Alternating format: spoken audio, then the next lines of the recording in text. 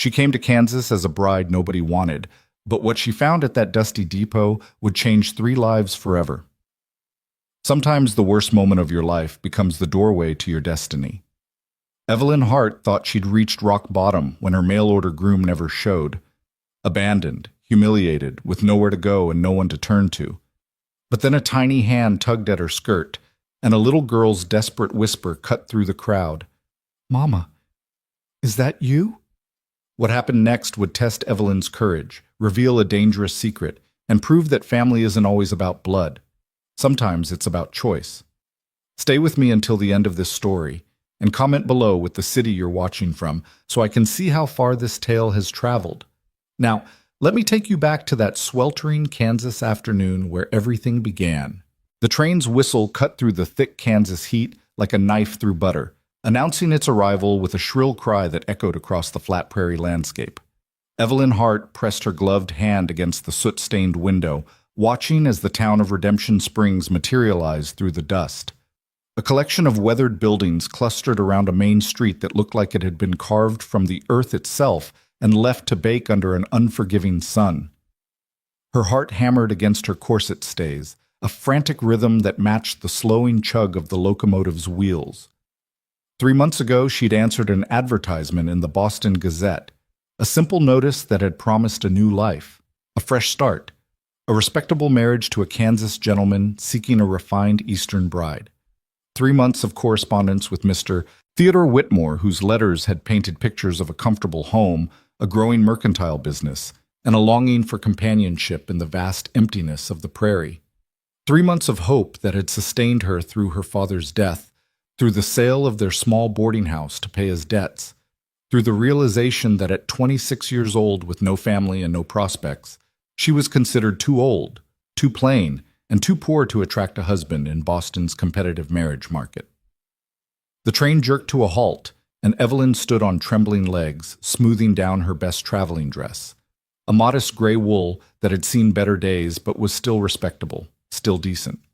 She'd pinned her dark brown hair into a careful chignon that morning, checking and rechecking her reflection in the train's small mirror, wanting to make the right impression on the man who would become her husband. "Redemption Springs," the conductor called, his weathered face appearing in the doorway of her compartment. "End of the line, miss. This is your stop." "Thank you," Evelyn managed, her voice barely above a whisper. She retrieved her single-worn suitcase from the overhead rack, everything she owned in the world packed into that scuffed leather case, and made her way down the narrow aisle. The moment she stepped onto the platform, the heat hit her like a physical blow. It was nothing like the humid summers of Boston. This was a dry, relentless heat that seemed to suck the moisture from her skin and make her lungs work harder for each breath. The sun hung in a cloudless sky, beating down on the wooden platform where a handful of people stood waiting, women in faded calico dresses and wide-brimmed bonnets, men in dusty work clothes and sweat-stained hats, children darting between the adults' legs like prairie dogs. Evelyn scanned the crowd, looking for a face that matched the description Mr. Whitmore had provided in his letters. Tall, he'd written, with sandy hair and a full beard, often seen wearing a black suit befitting his position as one of the town's leading merchants. She spotted several men who fit part of that description, but none of them stepped forward. None of them even seemed to notice her standing there, case in hand, heart in throat. The other passengers disembarked, a family of 5 who were greeted with warm embraces, a traveling salesman who tipped his hat to no one in particular and strode off toward the main street, an elderly couple who were met by a younger woman Evelyn assumed was their daughter. One by one, the platform emptied as people claimed their loved ones, their visitors, their expected arrivals. Evelyn remained where she was, case growing heavier by the moment, doubt beginning to creep into the hopeful spaces of her heart. "Excuse me," she said to a woman who passed nearby, a stout figure in a faded blue dress with a baby on her hip. "I'm looking for Mr. Theodore Whitmore. Do you know if he's in town today?" The woman's eyes swept over Evelyn with an assessment that was both quick and thorough. Her expression shifted from neutral curiosity to something that looked uncomfortably like pity. "Theodore Whitmore?" she repeated, adjusting the baby on her hip. "You must be mistaken, dear. There's no one by that name in Redemption Springs. The words hit Evelyn like ice water. No, there must be some mistake. I'm sure that's the name. He owns a mercantile. We've got two mercantiles in town, the woman interrupted. But neither one's owned by any Theodore. You've got the Murphy brothers at one end of Main Street and old Silas Grant at the other. No Whitmores anywhere in these parts that I know of, and I've lived here 15 years. The platform seemed to tilt beneath Evelyn's feet. But I've been corresponding with him for months. He sent me train fare.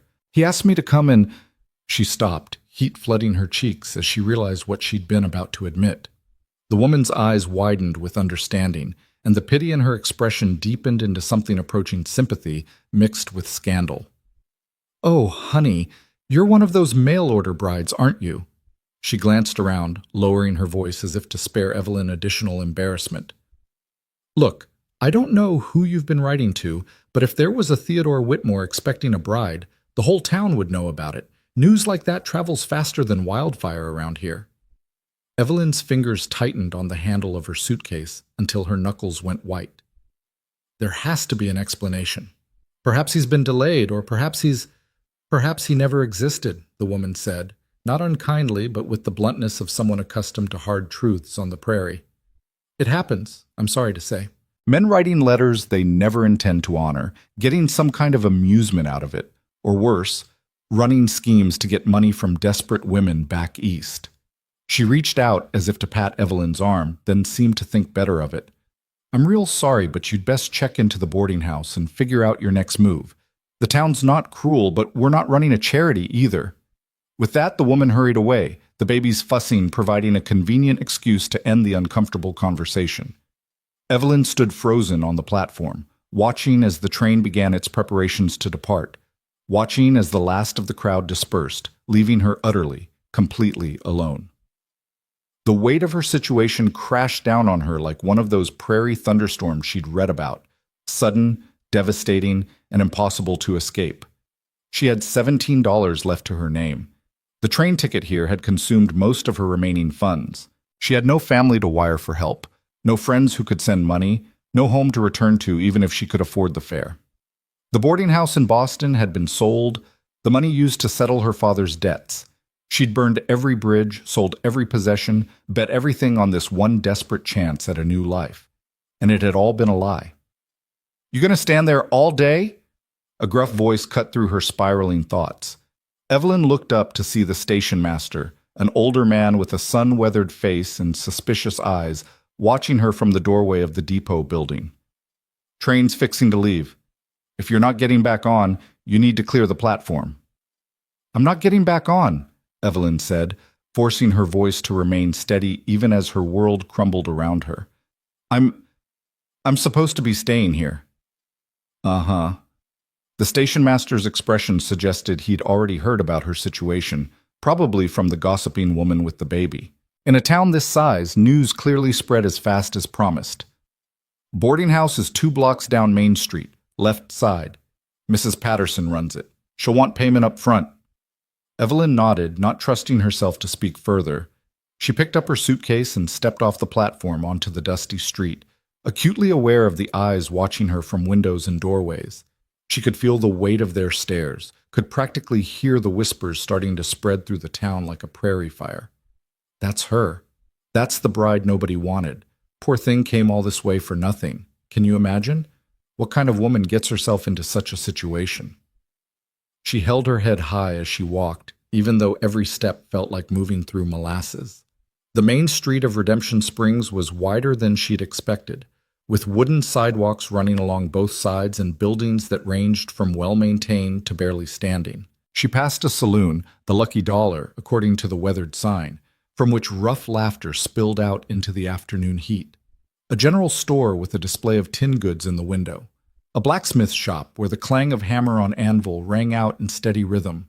A small church with a white steeple that seemed to shimmer in the heat.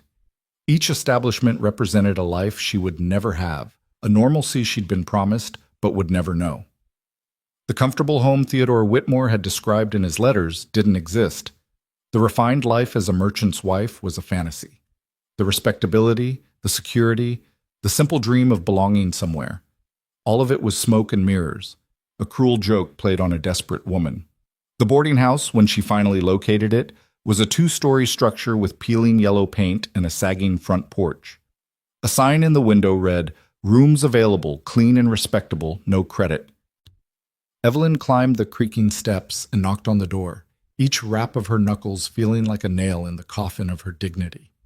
A thin woman in her 50s answered, her sharp eyes taking in Evelyn's situation with one practiced glance. The single suitcase, the travel-stained dress, the exhaustion and desperation that must have been written across Evelyn's face. "Mrs. Patterson?" Evelyn asked, though she already knew the answer. "That's right. You need a room?" The woman's voice was neutral, neither welcoming nor hostile, just practical. "Yes, please. I was told you have clean, respectable accommodations. $2 a week, paid in advance. That includes breakfast and supper, but you'll need to be punctual for meals. No men allowed upstairs, no drinking, no disturbances. Church attendance is expected on Sundays." Mrs. Patterson rattled off the rules like she'd done it 1,000 times before. "How long you planning to stay?" "Forever, if I can't figure a way out of this nightmare," Evelyn thought. "I'm not certain yet," she said aloud. "May I start with 1 week?" $2 then." Mrs. Patterson held out her hand, and Evelyn dug into her small reticule for the coins, counting them out carefully. Watching them disappear into Mrs. Patterson's hand felt like watching the last of her security slip away. "You're that mail-order bride, aren't you?" Mrs. Patterson said as she pocketed the money and reached for a key on the hookboard behind her. "Word's already spread. I'll tell you the same thing I'd tell my own daughter, if I had one who'd been foolish enough to get into such a predicament. This town's not unkind, but it's got a long memory. You'll be the subject of gossip for a good while, and the way you handle yourself will determine whether you ever get past it." "I didn't come here to be gossip," Evelyn said, a flash of anger breaking through her despair. "I came here because I was promised an honest proposal of marriage." "And I'm sure you believe that promise," Mrs. Patterson said, handing over the key. "But belief doesn't change facts, and the fact is you're here alone with no prospects and dwindling funds. You'll want to think carefully about your next steps. There's decent work to be had if you're willing. The restaurant needs a waitress. The school teacher could use an assistant. Some of the ranchers' wives are always looking for help with laundry or mending. It's not glamorous, but it's honest." Evelyn took the key, feeling its weight in her palm. Room number 4, according to the tarnished number stamped into the metal. "Thank you for the advice." "Don't thank me. Just don't cause trouble." Mrs. Patterson gestured toward the stairs. "Your room's at the end of the hall. Breakfast is at 7, supper at 6. You miss it, you go hungry until the next meal." The room was small but clean, as advertised. A narrow bed with a faded quilt, a washstand with a chipped basin and pitcher, a single chair by a window that looked out over the dusty back lot where chickens pecked at the hard-packed earth. Evelyn set her suitcase on the bed and sank into the chair, all the strength seeming to drain from her body at once. She had come so far. She had been so hopeful, and now she was trapped in a strange town where everyone already knew her shame, where she was the object of pity and gossip, where her future stretched ahead as uncertain and empty as the prairie beyond the town's borders.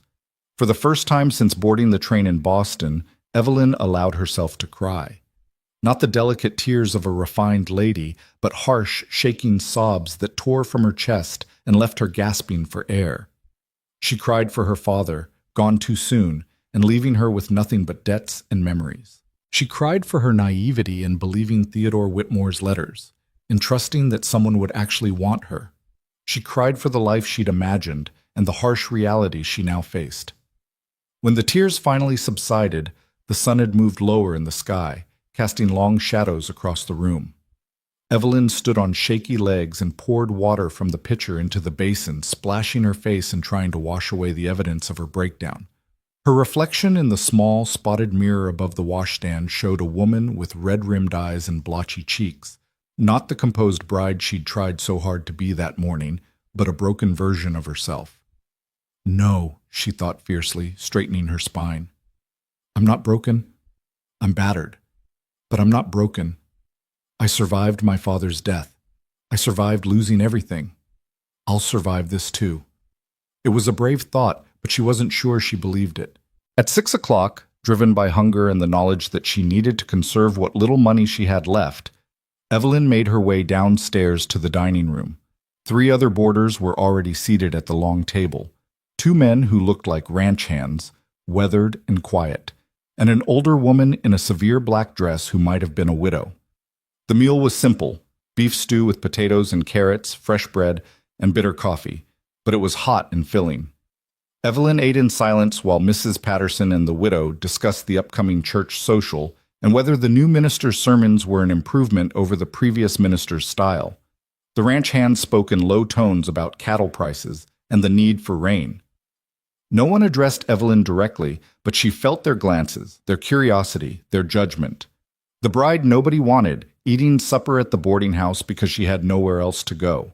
After the meal, unable to bear the confines of her small room or the knowing looks of the other boarders, Evelyn decided to walk.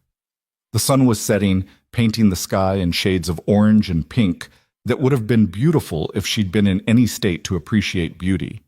She walked aimlessly along the wooden sidewalk, her shoes clicking softly against the boards, trying to formulate some kind of plan for her survival.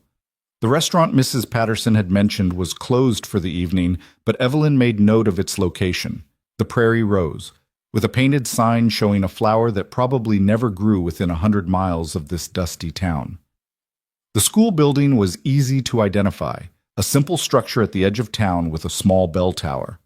Neither place offered immediate hope, but they were possibilities to explore tomorrow, when she felt stronger, braver, more capable of facing potential rejection. She found herself gravitating back toward the train depot, perhaps drawn by some masochistic need to confront the place where her dreams had died. The platform was empty now, the station master's office dark. The rails stretched away in both directions, gleaming in the last light of day, promising escape to somewhere, anywhere else. But escape required money she didn't have. Escape meant admitting complete defeat. An escape left her with no answer to the fundamental question that had haunted her since her father's death. Where do I belong? You shouldn't be out here alone as it gets dark. The voice came from behind her, making Evelyn spin around with a startled gasp. A young woman stood a few feet away, probably close to Evelyn's age, with warm brown eyes and an expression that held more sympathy than judgment. She wore a simple dress and apron, her hair tied back in a practical bun, her hands showing the calluses of hard work. "I'm sorry," Evelyn said automatically. "I didn't mean to cause concern. I was just thinking about getting back on the next train," the woman finished for her. "Can't say I'd blame you, but the eastbound doesn't come through again until Wednesday, so you'd have a long wait." Evelyn felt her cheeks flush. "I wasn't actually planning to." She stopped, realizing there was no point in lying. This woman, like everyone else in town, probably already knew her entire story. "I don't have the fare anyway." "I'm Sarah Mills," the woman said, moving closer. "I work at the restaurant, the Prairie Rose. I heard about what happened at the depot today." She held up a hand as Evelyn started to speak. "I'm not here to gossip or gawk. I'm here because I know what it's like to come to this town with hopes and have them turn to dust." "You do?" Evelyn couldn't quite keep the skepticism from her voice. "I came here 3 years ago with my husband," Sarah said, her voice softening. "He'd promised we'd build a life together, start a family, make something of ourselves. He died 6 months later in a threshing accident, left me with nothing but debts and a town full of people who expected me to either remarry or leave." She smiled, but it was a sad smile. "I did neither. I found work, paid off his debts, and stayed because I was too stubborn to be driven out by circumstance." Evelyn felt something ease in her chest, a tiny crack in the wall of isolation she'd been building around herself. "I'm sorry for your loss." "And I'm sorry for yours," Sarah replied. "The loss of what you hoped for is still a loss, even if it was never real to begin with." She gestured back toward the main street. "Look, I don't want to impose, and you don't know me from Eve, but if you need someone to talk to while you figure out your next steps, I'm usually at the restaurant. Mrs. Chen, who owns it, is tough but fair, and she really is looking for help if you're interested in work." "Mrs.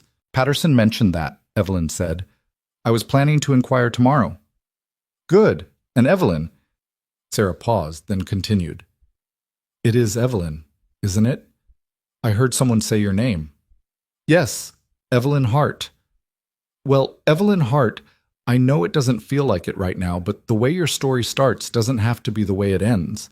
This town's full of people who've had to remake themselves, who've survived things they never thought they could survive. You might find you're stronger than you know. With that, Sarah gave her a small wave and headed back toward town, leaving Evelyn alone with the growing darkness and a tiny, fragile seed of something that might have been hope. The stars were beginning to emerge by the time Evelyn returned to the boarding house, countless pinpricks of light in a vast black sky that seemed to go on forever. She thought about Sarah's words, about survival and strength and stories that didn't have to end the way they began. In her small room, Evelyn unpacked her suitcase for the first time, hanging her few dresses in the narrow wardrobe, arranging her hairbrush and pins on the washstand, setting her father's pocket watch, one of the few things she'd kept, on the windowsill where she could see it. Small acts of making the space her own, even if only temporarily. She also pulled out the bundle of letters from Theodore Whitmore, tied with a ribbon that now seemed mocking in its cheerful blue color. She'd read these letters countless times, memorizing his descriptions of Redemption Springs, his kind words about wanting a partner to share his life with, his promises of respect and comfort and a fresh start. All lies. Or perhaps the words of a different man entirely, someone using a false name for purposes Evelyn couldn't fathom. She thought about burning the letters, about destroying this evidence of her foolishness, but instead she tucked them into the back of the wardrobe drawer. She wasn't ready to let go of them yet, not because she still believed in their promises, but because they were proof that she'd had the courage to hope, to risk, to reach for something better. That courage hadn't disappeared just because the hope had been false. Evelyn changed into her nightgown and lay down on the narrow bed, listening to the unfamiliar sounds of the prairie town, distant voices from the saloon, the whinny of horses from the stable, the creak of the buildings settling around her. Tomorrow she would inquire about work at the restaurant. She would begin the process of building a life from the rubble of her dreams. She would face the gossip and the pity and the judgment, and she would endure because she had no other choice. But tonight, in the darkness of her small room, Evelyn allowed herself to acknowledge the full weight of her disappointment, her fear, her loneliness. She'd come to Kansas looking for a husband and found herself stranded in a town where everyone knew her shame. She'd hoped for a home and instead had a rented room paid for with dwindling funds. She dreamed of belonging and woke to find herself more alone than ever.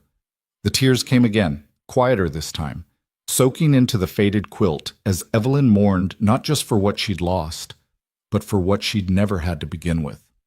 Sleep, when it finally came, was restless and filled with dreams of trains that never stopped, of letters that dissolved into dust, of calling out for help in a crowded depot where no one could hear her voice. She woke before dawn, roused by the sounds of Mrs. Patterson moving around downstairs preparing breakfast. For a long moment, Evelyn lay still, staring at the ceiling and trying to summon the strength to face another day. Then she remembered Sarah's words about stories that didn't have to end the way they began, and she forced herself to sit up, to wash her face in the cool water from the pitcher, to pin up her hair and put on her second-best dress. At breakfast, she ate quickly and efficiently, ignoring the curious glances of the other boarders. Mrs. Patterson mentioned that the widow, Mrs. Crane, was looking for someone to help with her garden and might pay a small wage if Evelyn was interested. Evelyn thanked her for the information and made a mental note to inquire after she'd spoken with Mrs. Chen at the restaurant.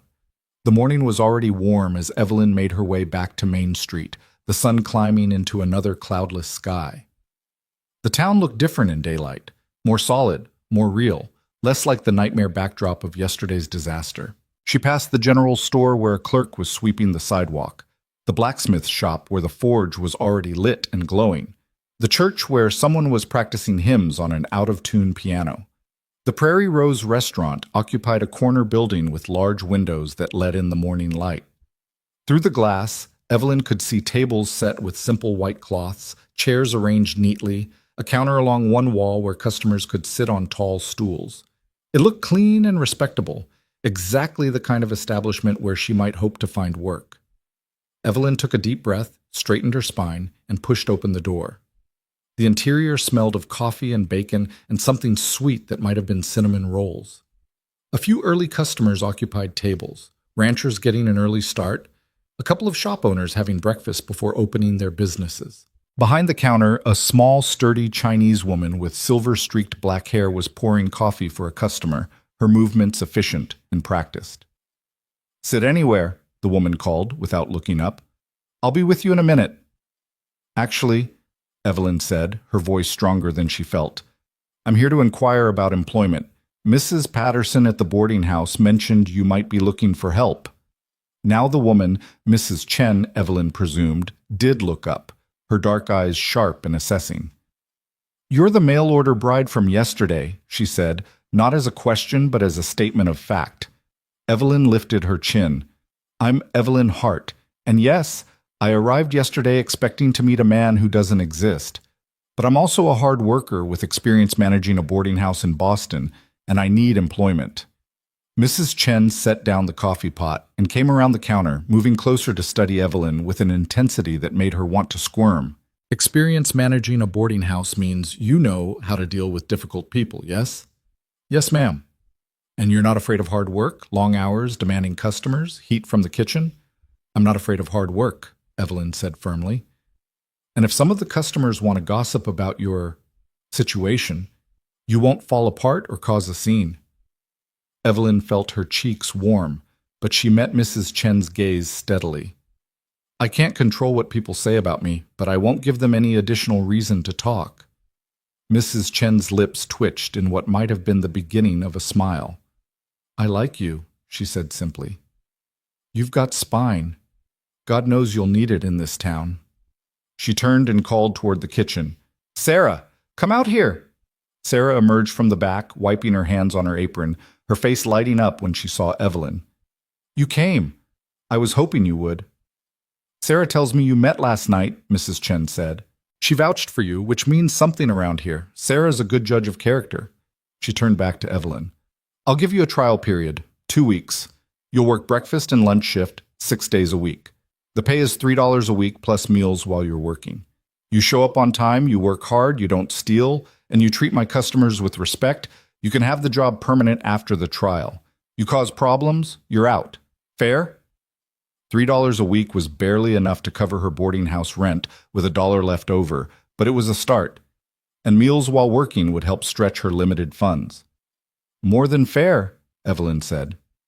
"Thank you." "Don't thank me yet. Wait until you've worked a Saturday night shift when the cowboys come in from the surrounding ranches and drink too much before they remember they need to eat." Mrs. Chen moved back toward the counter.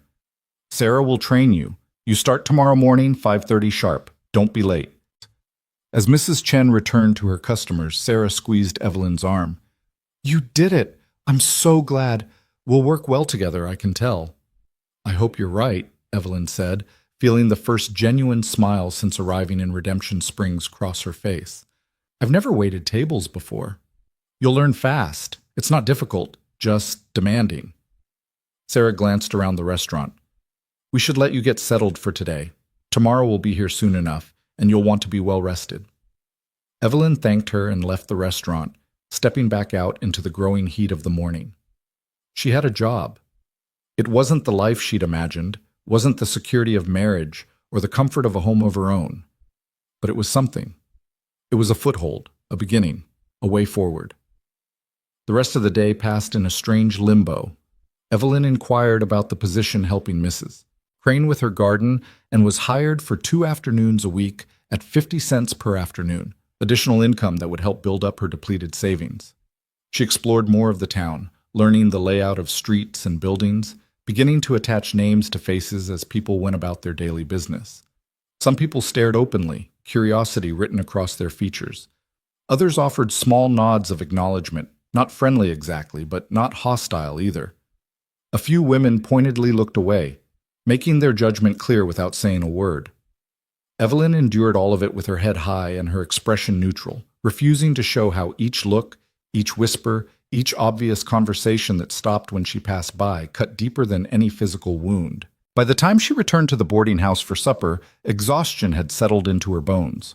Not from physical exertion, but from the constant emotional effort of maintaining her composure, of pretending that her heart wasn't shattered, that her pride wasn't in tatters, that she was fine when she was anything but fine. That evening, lying in her narrow bed and watching shadows play across the ceiling, Evelyn thought about Theodore Whitmore and wondered who he really was. Was he a con man who got some perverse pleasure from fooling desperate women? Was he someone who genuinely intended to follow through but lost his nerve? Or was the entire correspondence some elaborate prank, the work of a bored individual who'd never had any intention of meeting her? She would probably never know. And perhaps it didn't matter. What mattered was that she was here, in Redemption Springs, Kansas, and she had to make the best of an impossible situation. Tomorrow, she thought, as sleep finally claimed her. Tomorrow I start building something real, even if it's not what I dreamed of. But tomorrow would bring more than Evelyn could possibly anticipate. Tomorrow would bring a small voice and a desperate plea that would change the course of 3 lives forever. If only she'd known, as she drifted off to sleep in that lonely boarding house room, what that next day would hold. The moment that would transform her from a woman running from disaster into someone running toward destiny. The pre-dawn darkness still clung to the edges of the world when Evelyn's eyes snapped open the next morning. For a disoriented moment, she couldn't remember where she was. The room was too small, the ceiling too low, the sounds outside her window unfamiliar. Then memory crashed back like a cold wave. Kansas. Redemption Springs. The bride nobody wanted, her first day of work. She dressed quickly in the gray light filtering through her window, choosing her oldest but sturdiest dress, one that could withstand kitchen heat and the inevitable spills of restaurant work. Her fingers trembled slightly as she pinned up her hair, and she had to start over twice before achieving a neat enough result. Nerves, she told herself. Just nerves about the new job. Nothing more. The boarding house was silent as she crept downstairs and let herself out into the street. The town looked different in this hushed hour before sunrise, almost peaceful, stripped of the judgment and whispers that had followed her yesterday. A few lamps glowed in windows where early risers were already stirring, and somewhere in the distance a rooster announced the coming day with determined enthusiasm. The Prairie Rose's windows blazed with light when Evelyn arrived, and she could see Sarah already moving around inside, setting tables and preparing for the breakfast rush. Evelyn's knock was answered immediately. "Right on time," Sarah said with an approving smile. "Mrs. Chen will like that. Come in, come in. We've got a lot to cover before the first customers arrive." The next hour passed in a whirlwind of instruction. Sarah showed her how Mrs. Chen liked the tables arranged, where the clean linens were kept, how to pour coffee without splashing, how to carry multiple plates at once without dropping them. She introduced Evelyn to the cook, a silent man named Robert, who communicated primarily through grunts and nods, but whose fried eggs were apparently legendary throughout the county. "The most important thing," Sarah said as she demonstrated the proper way to write down orders, "is to never let them see you rattled. Some of these ranchers think it's funny to give waitresses a hard time. Don't take it personally, don't get flustered, and whatever you do, don't cry in front of customers. Save that for the back room if you need to." "I don't plan on crying," Evelyn said, perhaps more sharply than intended. Sarah's expression softened. "I know you don't. But this job can be harder than you think, especially when you're already dealing with—" She gestured vaguely, encompassing Evelyn's entire situation without putting it into words. Before Evelyn could respond, Mrs. Chen emerged from the kitchen, surveying her domain with the keen eye of a general inspecting troops before battle. "Good, you're here. Sarah's explained the basics?" At Evelyn's nod, she continued, "Then let's see how you do. The morning crowd starts arriving in about 10 minutes. Watch Sarah first, then try taking orders yourself. I'll be behind the counter if you need help." The morning crowd, as it turned out, consisted of weathered ranchers and shop owners who wanted their food hot, their coffee strong, and their service quick. Evelyn watched Sarah move through the room with practiced efficiency, remembering orders without writing them down, pouring coffee while carrying on 3 separate conversations, somehow managing to make each customer feel attended to without actually spending much time at any one table. "Your turn," Sarah whispered as a group of 4 men settled at a corner table. "Just smile, take their order, and don't let old Mr. Hendricks fluster you. He likes to complain about everything, but he tips well if you handle him right." Evelyn approached the table with her order pad, her heart hammering. "Good morning, gentlemen. What can I get for you today?" The next 2 hours tested every ounce of Evelyn's composure. She mixed up orders twice, forgot to refill coffee cups, and dropped a plate of toast, thankfully on the counter, not on a customer. But she also managed to smile through Mr. Hendrick's complaints about his eggs being too runny, navigated a rancher's attempt to flirt with her by politely redirecting the conversation back to his breakfast order, and learned to balance 3 plates on her arms the way Sarah had shown her. By the time the breakfast rush subsided and the last customers departed, Evelyn's feet ached, her back hurt, and she was fairly certain she smelled like bacon grease and coffee. But she'd survived. More than that, she'd actually done reasonably well, according to Mrs. Chen's gruff assessment. "Not bad for a first day," the restaurant owner said, counting out coins from the till. "You'll get faster with practice. Take a 15-minute break before lunch prep starts." Evelyn stepped out onto the sidewalk, breathing in the fresh air and trying to ease the knots in her shoulders. The sun was fully up now, already beating down with that relentless prairie heat.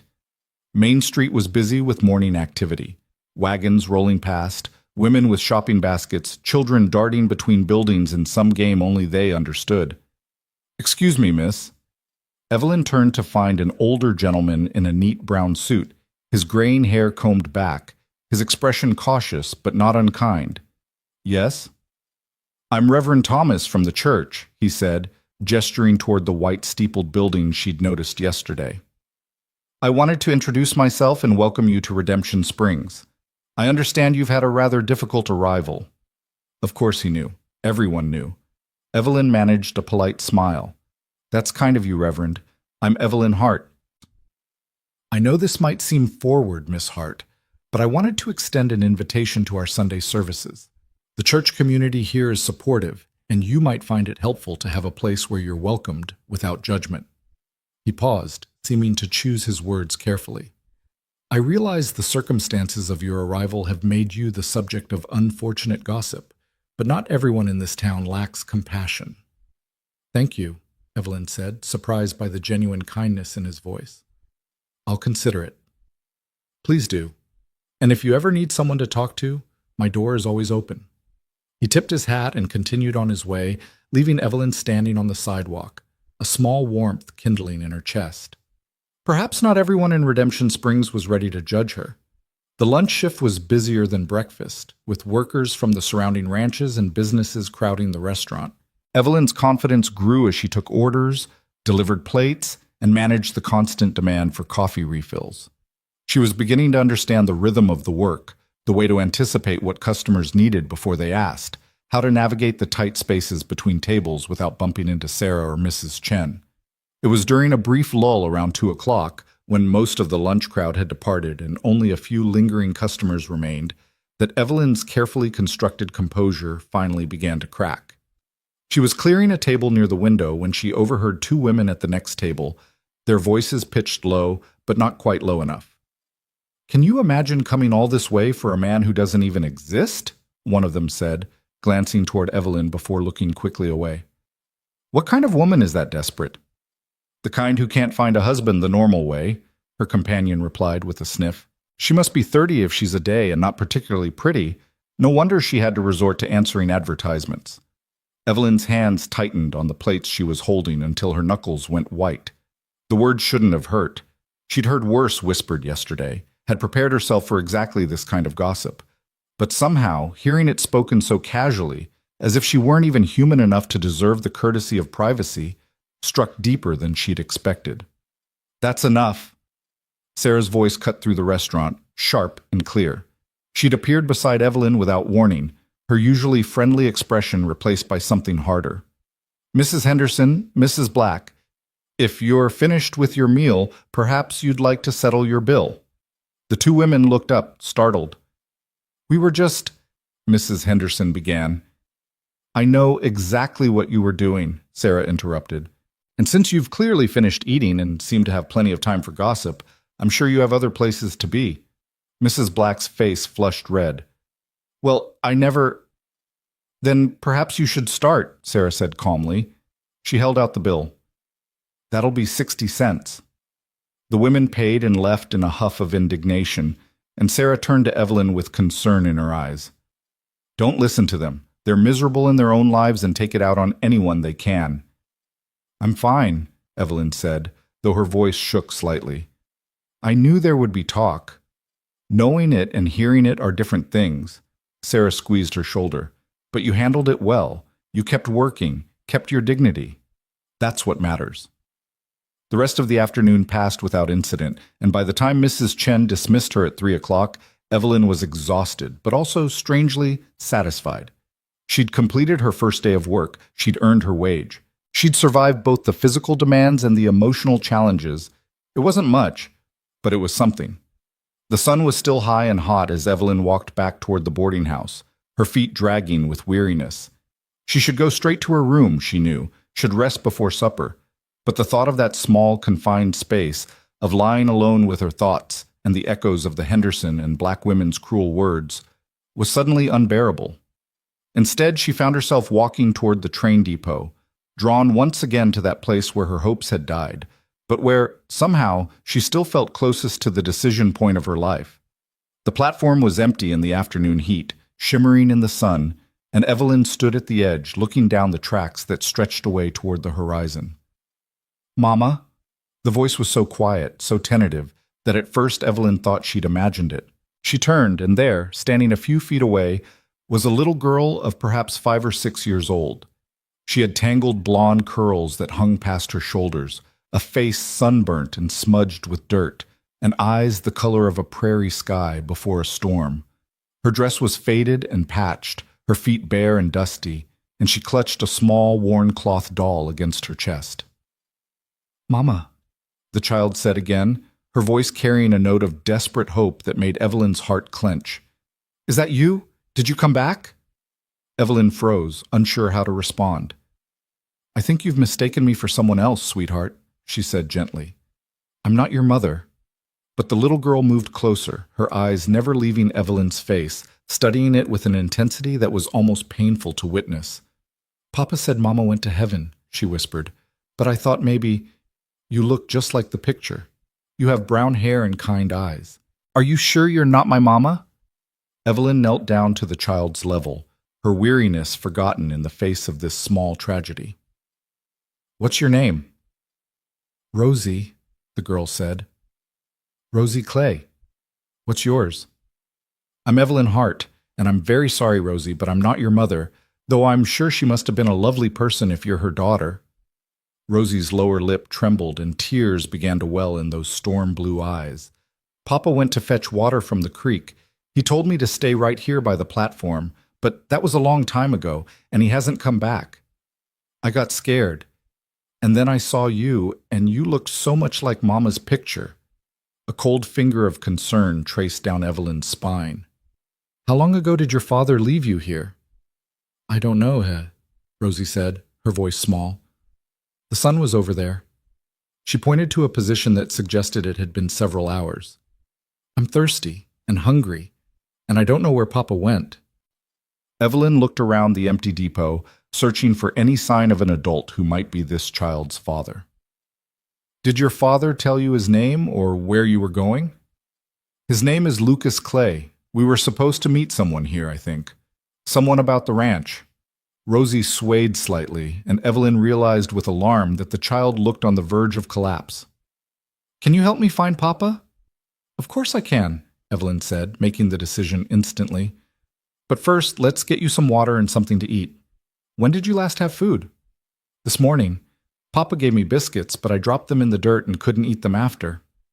Evelyn's heart broke for this small, abandoned child. She stood and held out her hand. "Come with me, Rosie. We'll get you taken care of, and then we'll find your father. I promise." Rosie hesitated for only a moment before slipping her small, dirty hand into Evelyn's. The trust in that gesture was almost overwhelming. This child, who'd been left alone for hours, was willing to go with a stranger simply because Evelyn had shown her a moment of kindness. They walked back toward Main Street, Evelyn shortening her stride to match Rosie's tired steps. The little girl chattered as they went, a nervous stream of words that revealed how frightened she'd been, sitting alone on that platform as the afternoon stretched on and her father failed to return. "Papa's usually good about promises," Rosie said. "He promised me a new doll for my birthday, and he got me one. He promised we'd have a real Christmas last year with a tree, and we did. He promised Mama before she went to heaven that he'd take care of me, and he does. So I know he didn't mean to leave me so long. Something must have happened." I'm sure you're right, Evelyn said, though her concern was growing with every word. What kind of father left a small child alone at a train depot for hours?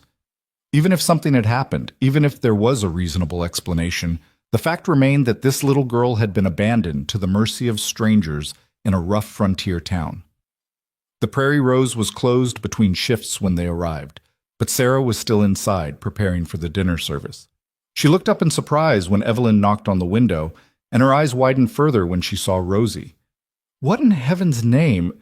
Sarah unlocked the door and ushered them inside. Whose child is this?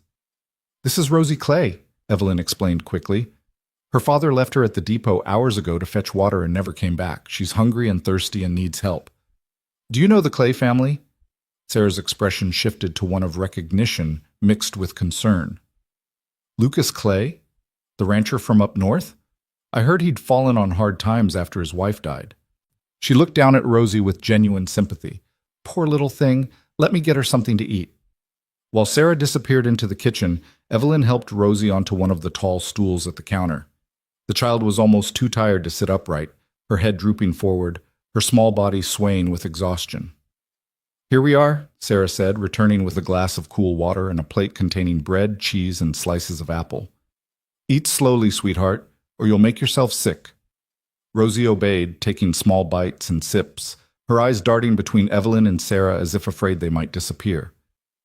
Thank you, she whispered. Papa says I should always say thank you when someone's kind to me. Your papa sounds like a good man, Evelyn said, though privately she was reserving judgment on any man who would leave a child unattended for so long. He is, Rosie said fiercely. He's the best papa in the world. He's been sad since Mama died, and things have been hard. The ranch isn't doing good, and sometimes Papa has to go far away to look for work, and he gets tired. But he loves me. I know he does.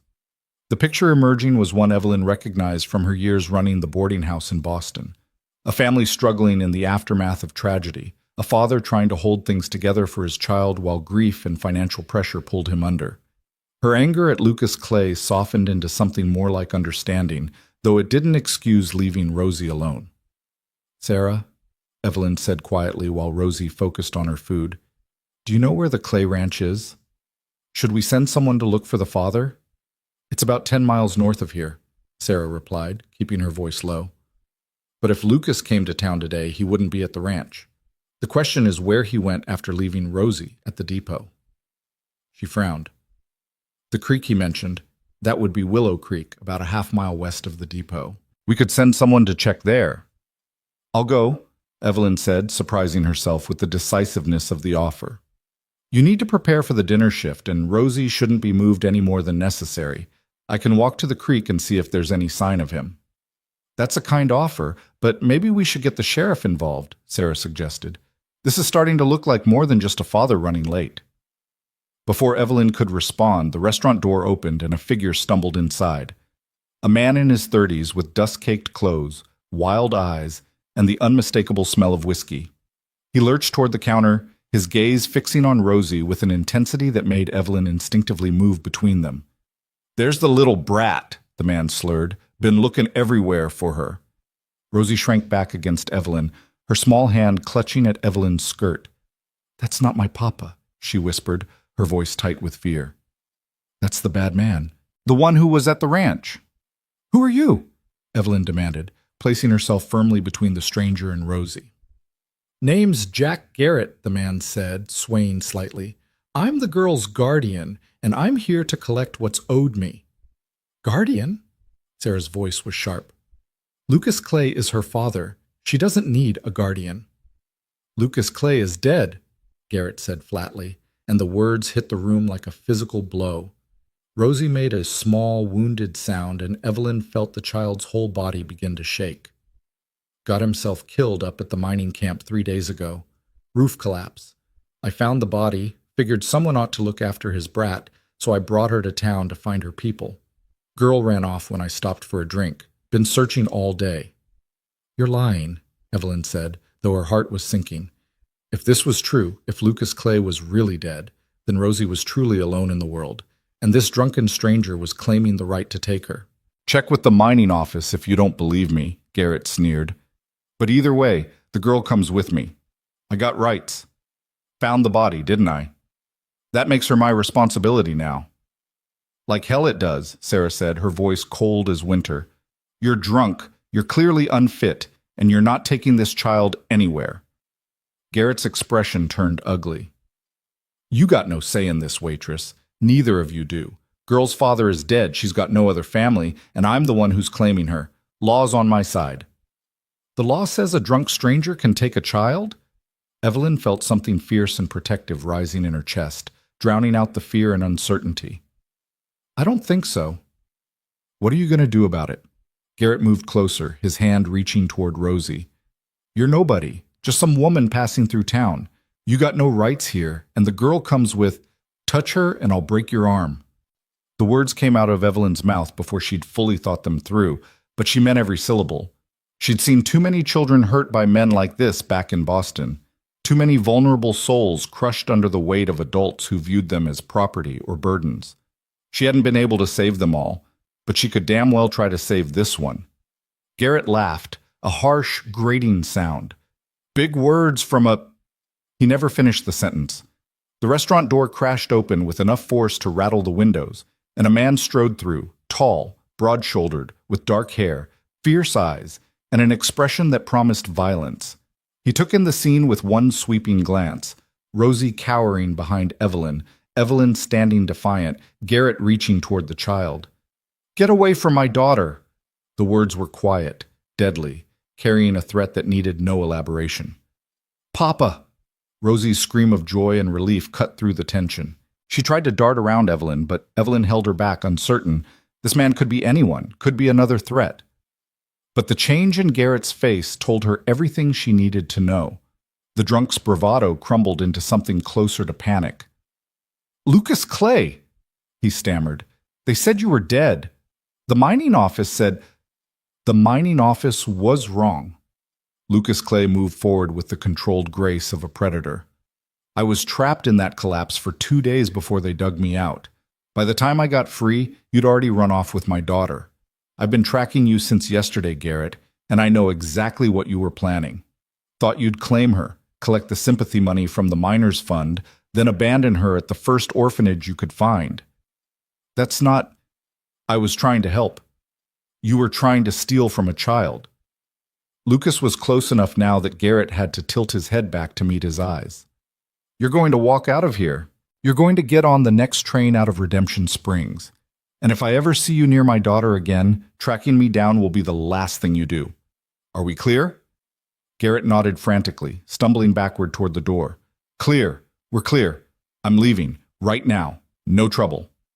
He practically fell through the doorway in his haste to escape, and the restaurant fell into stunned silence. Then Rosie broke free of Evelyn's grip and launched herself at her father, wrapping her arms around his legs and sobbing with relief and joy and the release of hours of terror. Papa, Papa, I thought you were gone. I thought you were dead. The bad man said, Shh, baby girl, I'm here. I'm so sorry. I'm so sorry.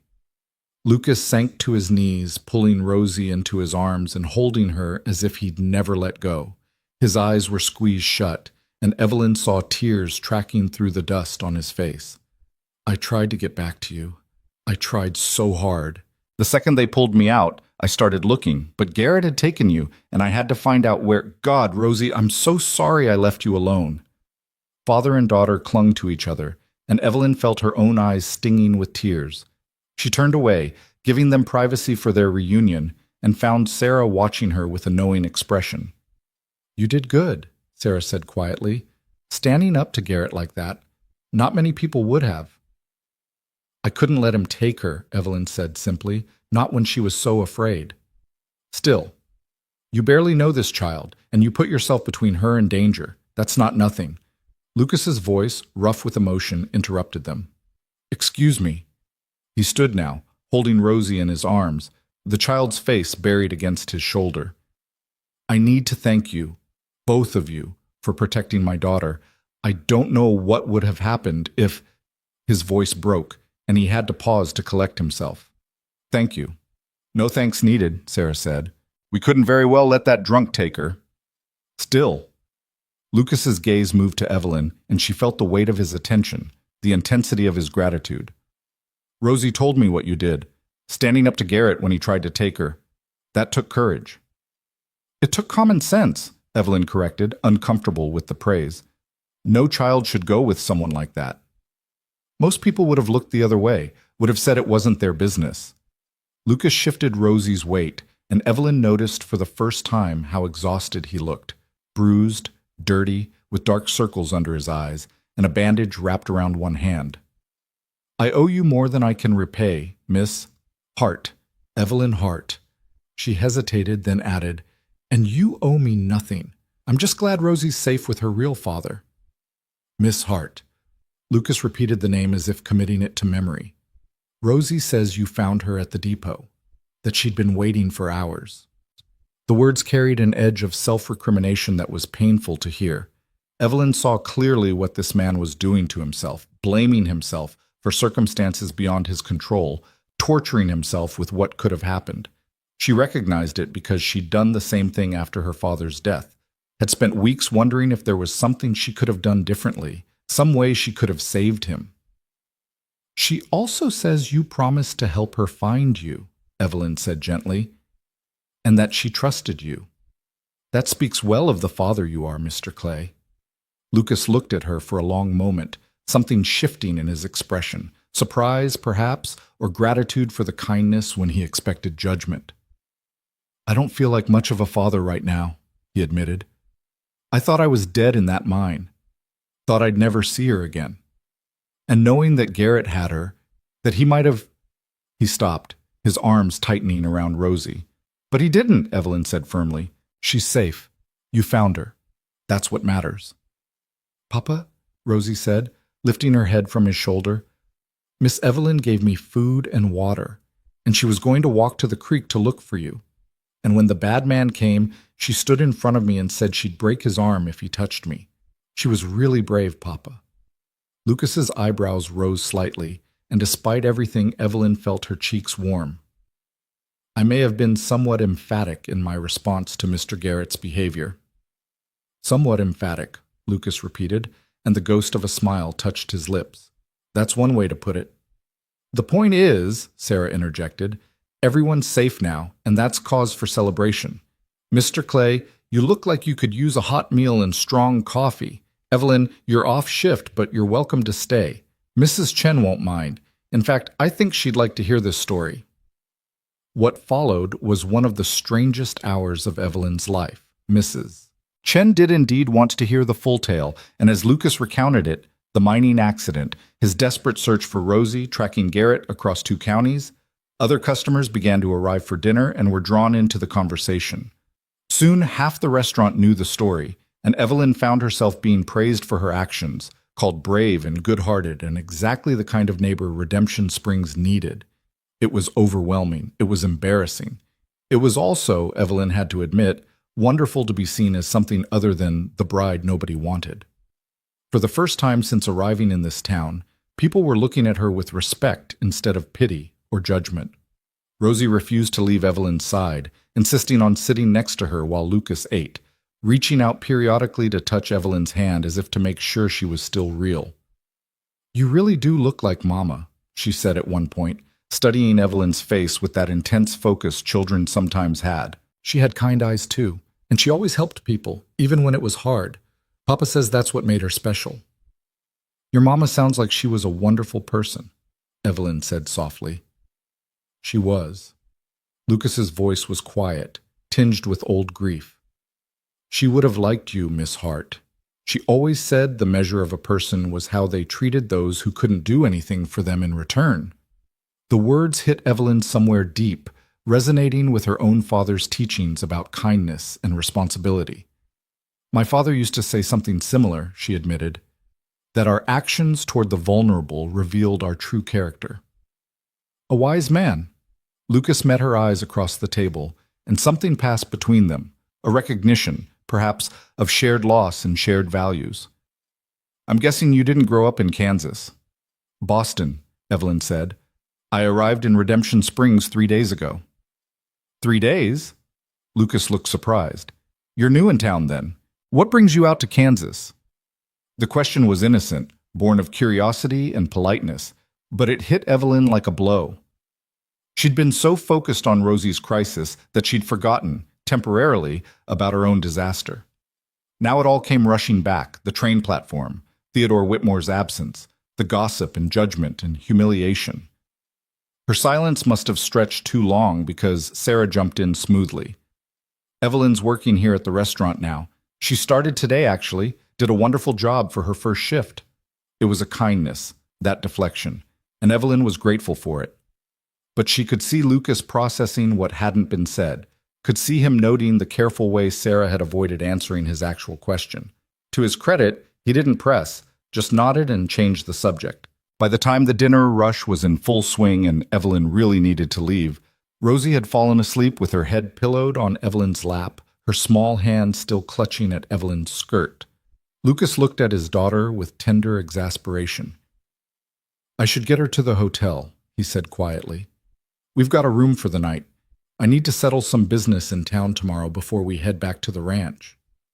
"Rosie," Evelyn said gently, stroking the child's tangled curls. "Rosie, sweetheart, your papa needs to take you to bed." Rosie stirred, her eyes opening slowly. When she realized what was happening, her hand tightened on Evelyn's skirt. "No," she whispered. "Please don't go. Please stay with me. What if the bad man comes back? What if Papa disappears again?" "The bad man is gone," Evelyn assured her, "and your Papa isn't going anywhere. He'll be right there with you all night." "But what about you?" Rosie's eyes filled with tears. "Will you be here tomorrow?" Evelyn looked helplessly at Lucas, unsure how to answer. She would be at the restaurant tomorrow, yes, but she had no idea if Rosie would still be in town or if they'd return to the ranch. She didn't want to make promises she couldn't keep. "I work here," Evelyn said carefully. "So if you're still in town tomorrow, I'll be here." "Promise?" Rosie insisted. "I promise that if you're in town and you come to the restaurant, I'll be here." It was enough, barely. Rosie allowed her father to pick her up, but she kept her gaze fixed on Evelyn until they reached the door. "Goodbye, Miss Evelyn," she called. "Thank you for being my mama today, even though you're not really." The word squeezed Evelyn's heart. She waved, managing a smile. "Goodbye, Rosie. Sleep well." When they'd gone, Evelyn sank back onto her stool, suddenly exhausted. The adrenaline that had sustained her through the confrontation with Garrett was draining away, leaving her shaky and overwhelmed. "You okay?" Sarah asked, appearing with 2 cups of coffee and settling onto the stool next to her. "I don't know," Evelyn admitted. "That was a lot. You were amazing. Seriously, I've never seen someone stand up to a drunk like that." "I was terrified," Evelyn confessed. "But I kept thinking about Rosie, about how scared she was, and the fear just turned into anger. How dare he try to take her? How dare he claim rights over a child he clearly didn't care about?" "That's what makes you brave," Sarah said. "Being scared, but doing the right thing anyway." She sipped her coffee. "You know the whole town's going to be talking about this by tomorrow, right? This time in a good way. You just went from being the bride nobody wanted to the woman who protected Rosie Clay. That's going to change how people see you." Evelyn hadn't thought about it in those terms, but Sarah was right. She could already see it in how the dinner customers had looked at her. With respect, with approval, with the beginning of acceptance. It was ironic, really. She'd come to Kansas hoping to build respectability through marriage, and instead she was earning it through a moment of protective fury in a restaurant. "I just hope Rosie's all right," Evelyn said. "That little girl has been through so much." "She will be. She's got a father who clearly loves her. That's more than a lot of children have." Sarah stood, stretching. "Go on home. Get some rest. Tomorrow's another early morning." Evelyn walked back to the boarding house as evening settled over the town, her mind replaying the day's events.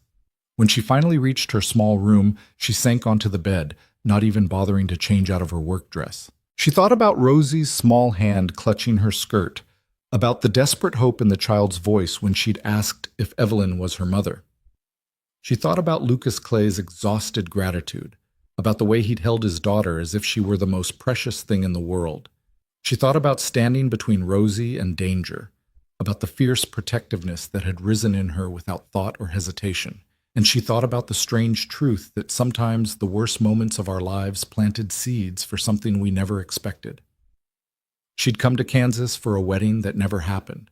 Instead, she'd found a job, begun earning respect, and discovered that she was braver than she'd ever known.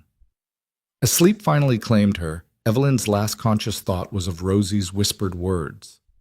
"Thank you for being my mama today. Tomorrow would bring new challenges, new uncertainties." But tonight, for the first time since arriving in Redemption Springs, Evelyn felt like maybe, just maybe, she was exactly where she needed to be. Morning came too quickly, pulling Evelyn from dreams of tangled blonde curls and desperate whispers.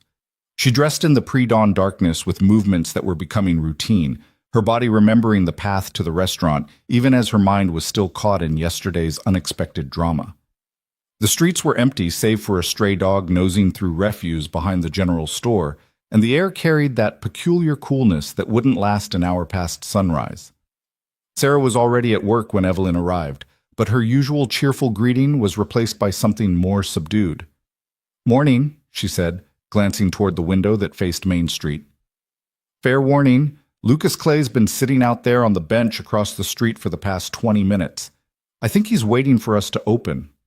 Evelyn's heart did something complicated in her chest. "Is Rosie with him?" "Can't tell from here, but I don't think so." Sarah began arranging cups on the counter with more force than necessary. "Look, I don't want to pry, but you should know that people are already talking about yesterday, about how you protected his daughter. Some folks are saying it's romantic, that maybe Lucas will court you as a thank you. Others are saying you're angling for a ready-made family since your original marriage plans fell through." The words hit Evelyn like cold water, washing away the fragile confidence she'd built yesterday. Of course people were talking. Of course they'd twisted her actions into something calculating and mercenary. She'd been foolish to think one good deed would erase the stain of being the abandoned bride. "I wasn't angling for anything," Evelyn said, her voice tight. "I was protecting a frightened child from a drunk, that's all." "I know that. Mrs. Chen knows that. But this town runs on gossip, and people will make up stories to fill in the gaps they don't understand." Sarah paused in her work, meeting Evelyn's eyes with sympathy. "I'm telling you this so you're prepared, not because I believe it. Whatever Lucas Clay wants to talk about, keep your guard up. Men have been known to mistake gratitude for something deeper, and you don't need more complications in your life." The advice was sound, even if it made Evelyn's stomach twist with something that might have been disappointment. She'd spent exactly one evening in Lucas Clay's company, had seen him only as a desperate father reunited with his child. She had no romantic illusions about him, no secret hopes. The idea that he might harbor such feelings toward her seemed absurd. Yet when Mrs. Chen unlocked the front door and Lucas stepped inside, Evelyn couldn't help but notice how different he looked from yesterday. He'd cleaned up, fresh clothes, hair combed back, the dust and desperation washed away to reveal a man who was actually quite handsome in a rugged, weathered sort of way. The bandage on his hand was clean and white, and his eyes, though still shadowed with exhaustion, were clear and direct. "Miss Hart," he said, removing his hat, "I was hoping to catch you before the breakfast rush. Do you have a moment?" Sarah made herself busy wiping down tables that were already clean, and Mrs. Chen disappeared into the kitchen with meaningful haste. Evelyn was left standing behind the counter, acutely aware of how she must look in her work dress, with her hair hastily pinned, flour probably already dusting her sleeves. "Of course," she said, striving for a professional tone. "How is Rosie this morning?" "Still asleep at the hotel. The woman who runs the place, Mrs. Morrison, agreed to watch her for an hour while I came to speak with you." Lucas moved closer to the counter but didn't sit, his hat turning in his hands. "I wanted to properly thank you for what you did yesterday. In the light of day, without the chaos and emotion of the moment, I need you to understand what you saved my daughter from." "Mr. Clay, really, there's no need." "There is," he interrupted, his voice firm but not unkind. "Jack Garrett isn't just a drunk opportunist. I did some asking around yesterday evening, talked to the sheriff. Garrett's known in 3 counties for running schemes involving orphans and widows. He claims guardianship, collects whatever funds or property he can access, then abandons the children at the nearest orphanage, or worse, sells them to labor contractors who work them half to death in mines or mills." The horror of it settled over Evelyn like a cold fog. Dear God. If you hadn't been there, if you hadn't stood between them, Lucas's voice roughened. The sheriff says he'd have gotten Rosie out of town before I could track them down. By the time the law caught up with him, she'd have been lost in the system somewhere, and I might never have found her. Evelyn gripped the counter's edge, her knuckles white. But that didn't happen. She's safe with you. Because of you. Lucas set his hat on the counter and reached into his jacket pocket, withdrawing a small leather pouch that clinked with the sound of coins. This isn't payment. I couldn't pay for what you did, even if I sold the ranch. But I want you to have it anyway. Call it gratitude or compensation for your trouble, or I don't want your money, Mr. Clay. The words came out sharper than Evelyn intended. I didn't help Rosie for a reward. I helped her because she needed help, and I was there to give it. I know that. That's exactly why I want you to take it. Lucas pushed the pouch across the counter.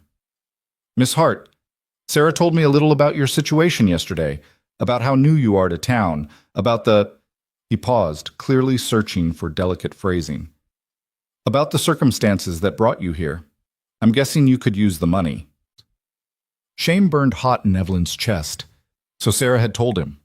He knew she was the abandoned mail-order bride, the woman desperate enough to answer an advertisement from a stranger. He probably knew every humiliating detail, and now he was offering her money out of pity disguised as gratitude. I have employment, Evelyn said stiffly. I'm managing just fine. On waitress wages that barely cover your boarding house rent. Lucas's tone was matter of fact, not cruel. I'm a rancher, Miss Hart, not a rich man, but I'm not destitute either. That pouch contains $50. It won't change my life, but it might make yours a little easier while you find your footing in a new town. $50. More than 3 months of her current wages. Enough to build a small cushion of security to stop worrying quite so desperately about every penny spent. Evelyn stared at the leather pouch, temptation warring with pride.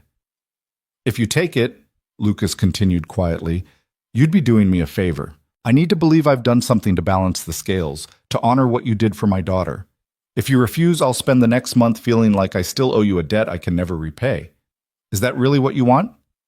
It was manipulative, that argument, and probably intentional. But it was also, Evelyn suspected, true. She could see it in his eyes. The desperate need to feel like he'd adequately expressed his gratitude. To not be the man whose daughter was saved by a stranger's kindness while he remained helpless. $20, Evelyn heard herself say. That's more than generous for a few minutes of protective anger. But 50 is too much, Mr. Clay. I won't take it. Something that might have been respect flickered across Lucas's face. He opened the pouch, counted out $20 in bills and coins, and slid them across the counter. Fair enough, but there's something else I wanted to discuss with you. Of course there is, Sarah muttered from across the room, not quite under her breath. Lucas ignored her, his attention fixed on Evelyn. The ranch where Rosie and I live is about 10 miles north of here. It's a small operation, cattle mostly, some horses, enough to get by if you work dawn to dusk and pray for good weather. I've been managing alone since my wife died 2 years ago, which means Rosie spends most of her days either following me around while I work or playing by herself in the house.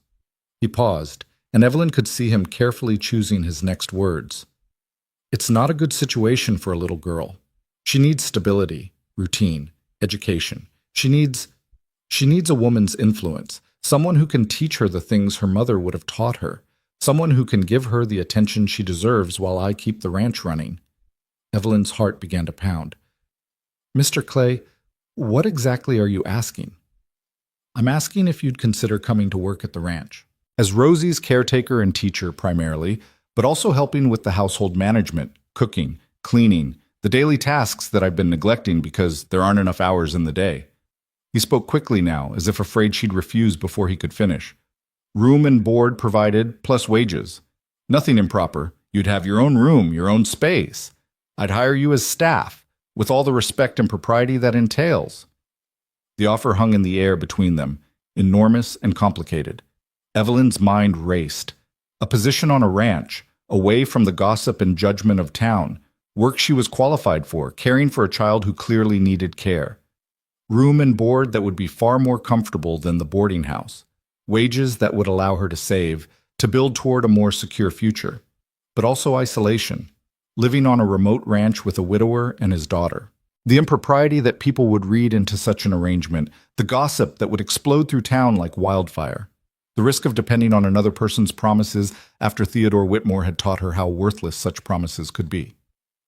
"That's quite an offer," Evelyn said carefully. "May I ask what wages you have in mind?" $6 a week, plus room and board." Lucas must have seen something in her expression because he quickly added, "I know it's not a fortune, but it's fair for the work, and the cost savings of not paying for the boarding house and meals would effectively double what you're making now." He was right. It was fair, almost generous. More than she could hope to earn in town, where jobs for respectable single women were limited and poorly paid. "Miss Hart," Lucas's voice softened, "I'm not asking you to decide right this moment. I'm in town for 2 more days settling business before I head back to the ranch. Think about it. Talk to people about me if you want. Ask the sheriff, ask Reverend Thomas, ask anyone. I'm not a perfect man, but I'm an honest one, and I keep my word. Rosie needs help. You need security. It seems like an arrangement that could benefit everyone involved." "Including you," Sarah interjected, finally abandoning her pretense of not listening. "Let's be honest, Mr. Clay. You'd be getting a cook, housekeeper, teacher, and childcare all for the price of 1 employee. That's quite a bargain." "Sarah," Evelyn said, embarrassed by her friend's bluntness. But Lucas didn't seem offended. "You're absolutely right. It would be a bargain for me. But I'd argue it's also a good deal for Miss Hart. Steady work, safe housing, and a chance to build references that could lead to better positions in the future if she wants them. Plus," he added, looking back at Evelyn, "Rosie already adores you. That matters. She's been through hell with losing her mother, with yesterday's terror, with all the instability.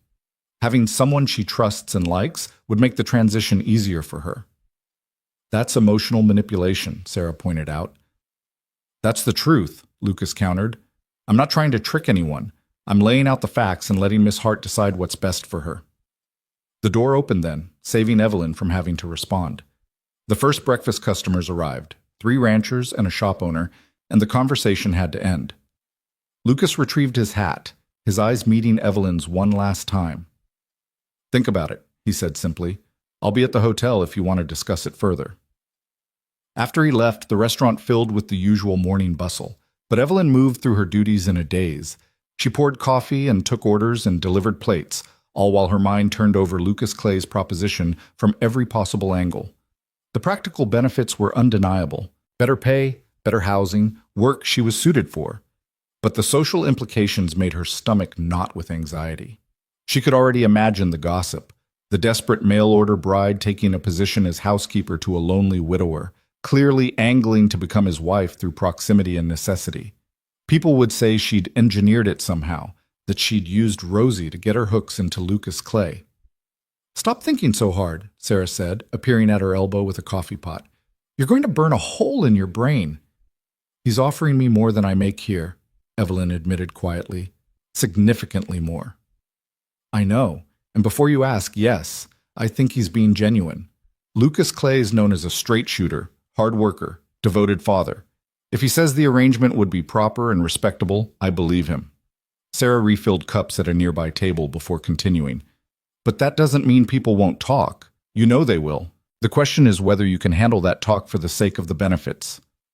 Evelyn thought about her small room at the boarding house, about counting pennies to make her wages stretch, about the uncertainty of her future in a town where she'd always be known as the woman nobody wanted. Then she thought about Rosie's small hand in hers, about the fierce protectiveness she'd felt when Garrett threatened the child, about the possibility of making a real difference in a little girl's life. "I need to see the ranch," Evelyn heard herself say. "Before I decide, I need to see where I'd be living, understand exactly what the work would entail." Sarah's eyebrows rose. "You're actually considering this?" "I'm considering everything," Evelyn corrected, "which means gathering all the information before making a decision." "Fair enough. Talk to Reverend Thomas, too. He knows everyone, knows all the gossip, knows who's trustworthy and who isn't. If Clay's hiding something, the Reverend will know." The breakfast rush eventually subsided, and during her break, Evelyn did exactly what Sarah suggested.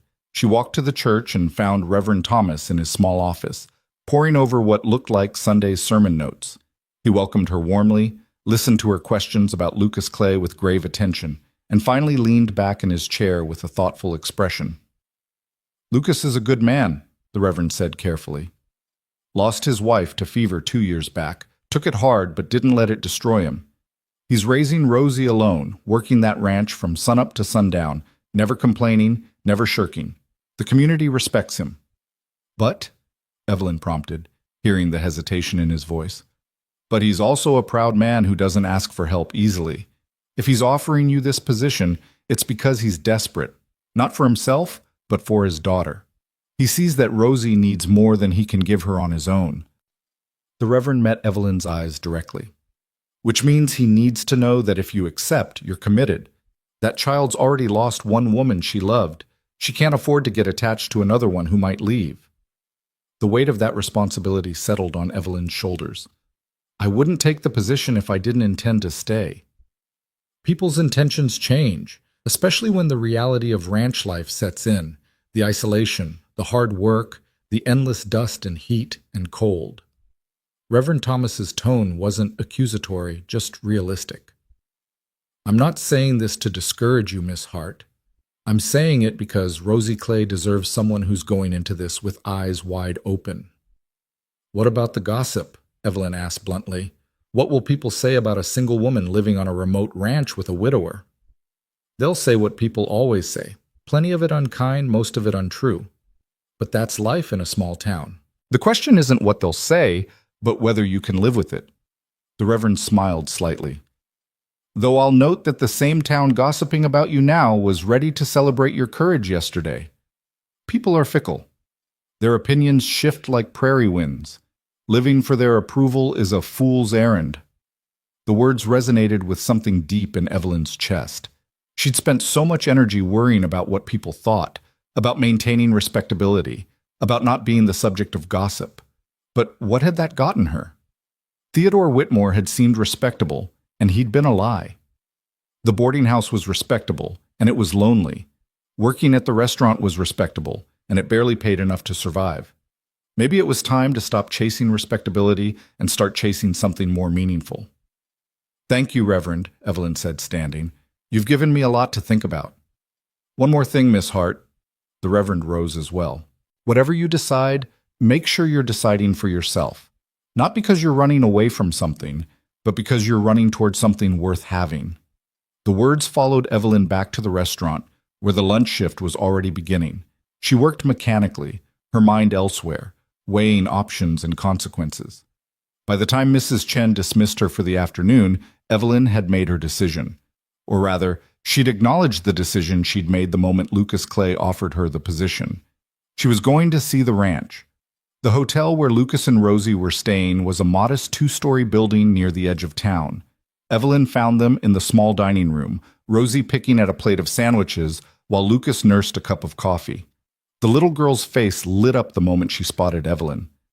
"Miss Evelyn!" She scrambled down from her chair and ran over, wrapping her arms around Evelyn's waist with the unselfconscious affection of childhood. "You came! Are you going to have lunch with us?"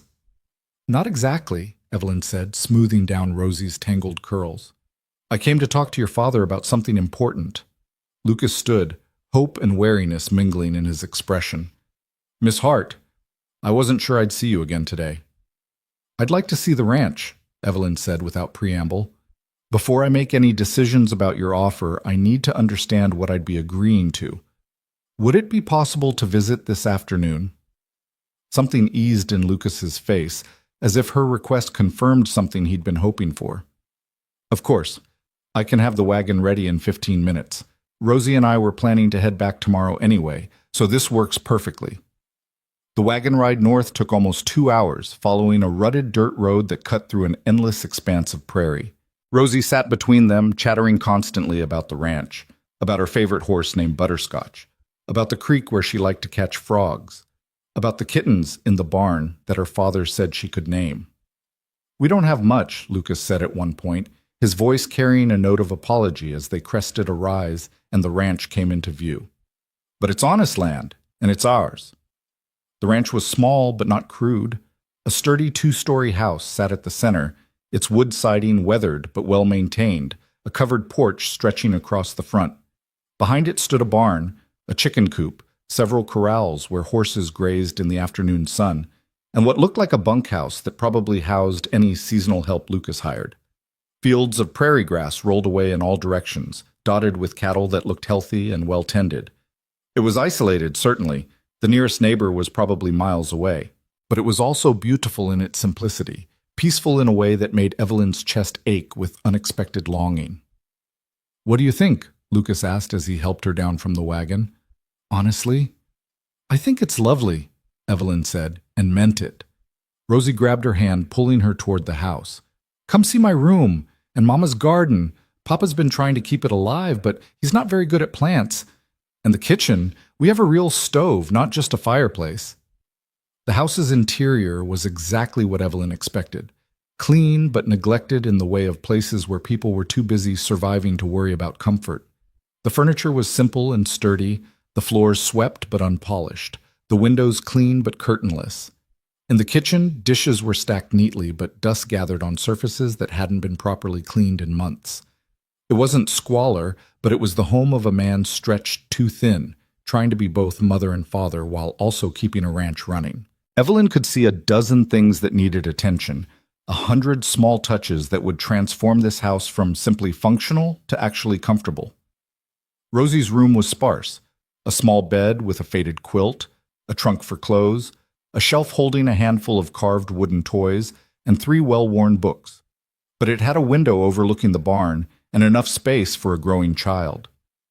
The room Lucas indicated would be hers was larger, with its own window and even a small fireplace for cold winter nights. "The work wouldn't be easy," Lucas said as they stood in the hallway between the 2 bedrooms. "I'm not going to pretend otherwise. Rosie needs teaching, reading, writing, arithmetic, all the things she'd learn in town school, but can't because we're too far out. The house needs proper management, regular cleaning, meals that aren't just whatever I can throw together quickly. And there's garden work, chicken care, all the tasks that keep a household running." "But I wouldn't be expected to help with the ranching itself?" Evelyn asked. "The cattle and horses?" "No, that's my work. I have a couple of hands who come during busy seasons, branding, roundup, that sort of thing. Your domain would be the house and Rosie. That's more than enough." Lucas paused. "I should also tell you that supplies come once a month when I make the trip to town. Between trips, you'd be here with just us and whatever provisions we've stored. It can feel very isolated, especially for someone used to city life." Evelyn walked to the window in what would be her room, looking out over the prairie. The emptiness was vast, almost overwhelming, but it was also free from judgment, from gossip, from the constant weight of other people's expectations and opinions. "Mr. Clay," she said slowly, "if I accept this position, I need some assurances from you." "Name them." "First, I need your word that the arrangement will remain proper. Separate bedrooms, no expectations beyond the work I'm hired to do." "You have it, absolutely." "Second, I need to know that if this doesn't work out, if for whatever reason the arrangement fails, you'll provide me with transportation back to town and enough wages that I won't be destitute while I find new employment." Lucas nodded without hesitation. "That's fair. I'd give you a month's severance minimum, plus the wagon trip back. Anything else?" "Yes, I need to know why you're really offering this to me." Evelyn turned from the window to face him directly. "You could hire any number of women in town. Widows, spinsters, wives of struggling farmers who'd welcome extra income. Why me? Why someone you barely know? Someone with questionable judgment who came here chasing a man who didn't exist?" The bluntness clearly surprised him, but Lucas didn't look away. "Because Rosie trusts you. Because when danger threatened, you didn't hesitate or calculate. You just acted. Because in the hour I've known you, I've seen more genuine kindness and strength than in most people I've known for years." He shifted his weight. "And honestly, because you need this chance as much as Rosie needs you. I'm not naive, Miss Hart. I know you're in a difficult position, know you need security, but that doesn't make you weak or desperate in a bad way. It makes you practical. I respect that." The honesty in his words struck something deep. Evelyn had expected platitudes or evasions, not this direct acknowledgement of their mutual need. "Miss Evelyn?" Rosie's voice came from the doorway, small and uncertain. "Are you going to stay? Please say you're going to stay. I'll be really good, I promise. I'll do my lessons and help with chores, and I won't complain even when the work is hard." The plea was too much. Evelyn knelt down to the child's level, taking her small hands. "Rosie, if I stay, it won't be because you have to earn it by being good. It'll be because I want to be here, because I think we can help each other." "Does that mean yes?" Hope blazed in those storm blue eyes. Evelyn looked up at Lucas, saw the same hope reflected more cautiously in his face. She thought about the boarding house room that wasn't home, about wages that barely covered survival, about a town that would always remember her as the bride nobody wanted. Then she thought about this isolated ranch where she could build something meaningful, about Rosie's desperate need for stability, about the possibility of creating a place where she truly belonged. "Yes," Evelyn said, the word feeling both terrifying and right. "I'll take the position." Rosie's squeal of joy was deafening. She threw herself at Evelyn, nearly knocking her over with the force of her hug. Lucas's face broke into a genuine smile, transforming him from merely handsome to something that made Evelyn's heart skip in a way she firmly told herself was just relief at having made a decision. "Thank you," Lucas said simply. "You won't regret this." Evelyn hoped he was right. They stayed at the ranch another hour, Lucas showing her the storage shed where supplies were kept, the chicken coop that needed daily tending, the garden that was indeed struggling under his inept care. He explained his routine, the rhythms of ranch life, what she could expect in terms of daily responsibilities. It was a lot, but no more than she'd managed running the boarding house in Boston. The ride back to town, as the sun lowered toward the horizon, felt different from the journey out.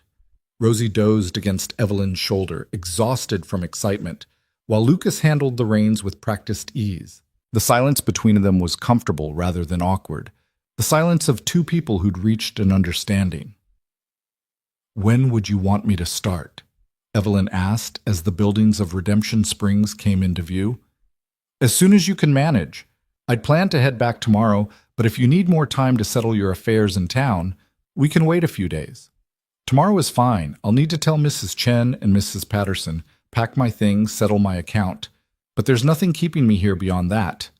The words felt heavier than she'd intended, a reminder of just how rootless she'd become, how little she'd managed to build in 3 short days. But they were true. She had no deep connections in Redemption Springs, no obligations that couldn't be quickly resolved. Lucas dropped her at the boarding house as the last light faded from the sky. "I'll come by at 8 tomorrow morning with the wagon. That give you enough time?" "More than enough." "Good." He hesitated, then added, "Miss Hart, Evelyn, if that's all right, I know this is a risk for you. I know you're taking a lot on faith. I just want you to know I appreciate it, and I'll do everything in my power to make sure you don't regret your decision." "Call me Evelyn," she agreed, "and I'm making this choice with eyes open, Mr. Clay. The risk is mine to take." "Lucas," he said, "if we're going to be living under the same roof, even as employer and employee, formality seems excessive." She nodded, and he drove off with Rosie still sleeping against his shoulder. Evelyn watched the wagon disappear into the darkness before turning to face the boarding house and the conversation she needed to have. Mrs. Patterson took the news with predictable disapproval. "A single woman, alone on a ranch with a widower? I hope you know what you're doing, Miss Hart. That sort of situation has a way of developing complications." "I'm going as an employee, nothing more," Evelyn said firmly. "And my personal choices are exactly that, personal." The woman sniffed, but accepted Evelyn's payment for the night she'd stayed and wished her a curt goodbye that suggested she expected Evelyn back within a month, scandal-ridden and ruined. The conversation with Mrs. Chen and Sarah went better. Mrs. Chen grumbled about losing a worker she'd just trained, but acknowledged that the ranch position was too good to refuse. Sarah pulled Evelyn aside before she left the restaurant. "Are you sure about this?" her friend asked quietly. "It's been less than a week since you arrived. You're still reeling from what happened with Whitmore, making big decisions when you're vulnerable." "I'm not being reckless," Evelyn interrupted. I know it seems fast, but Sarah, what's my alternative? Stay here, barely scraping by on waitress wages, always known as the woman who came for a wedding that never happened? Or take a chance on building something real, even if it's not what I originally planned? Sarah studied her face for a long moment, then sighed. You're right. I just worry.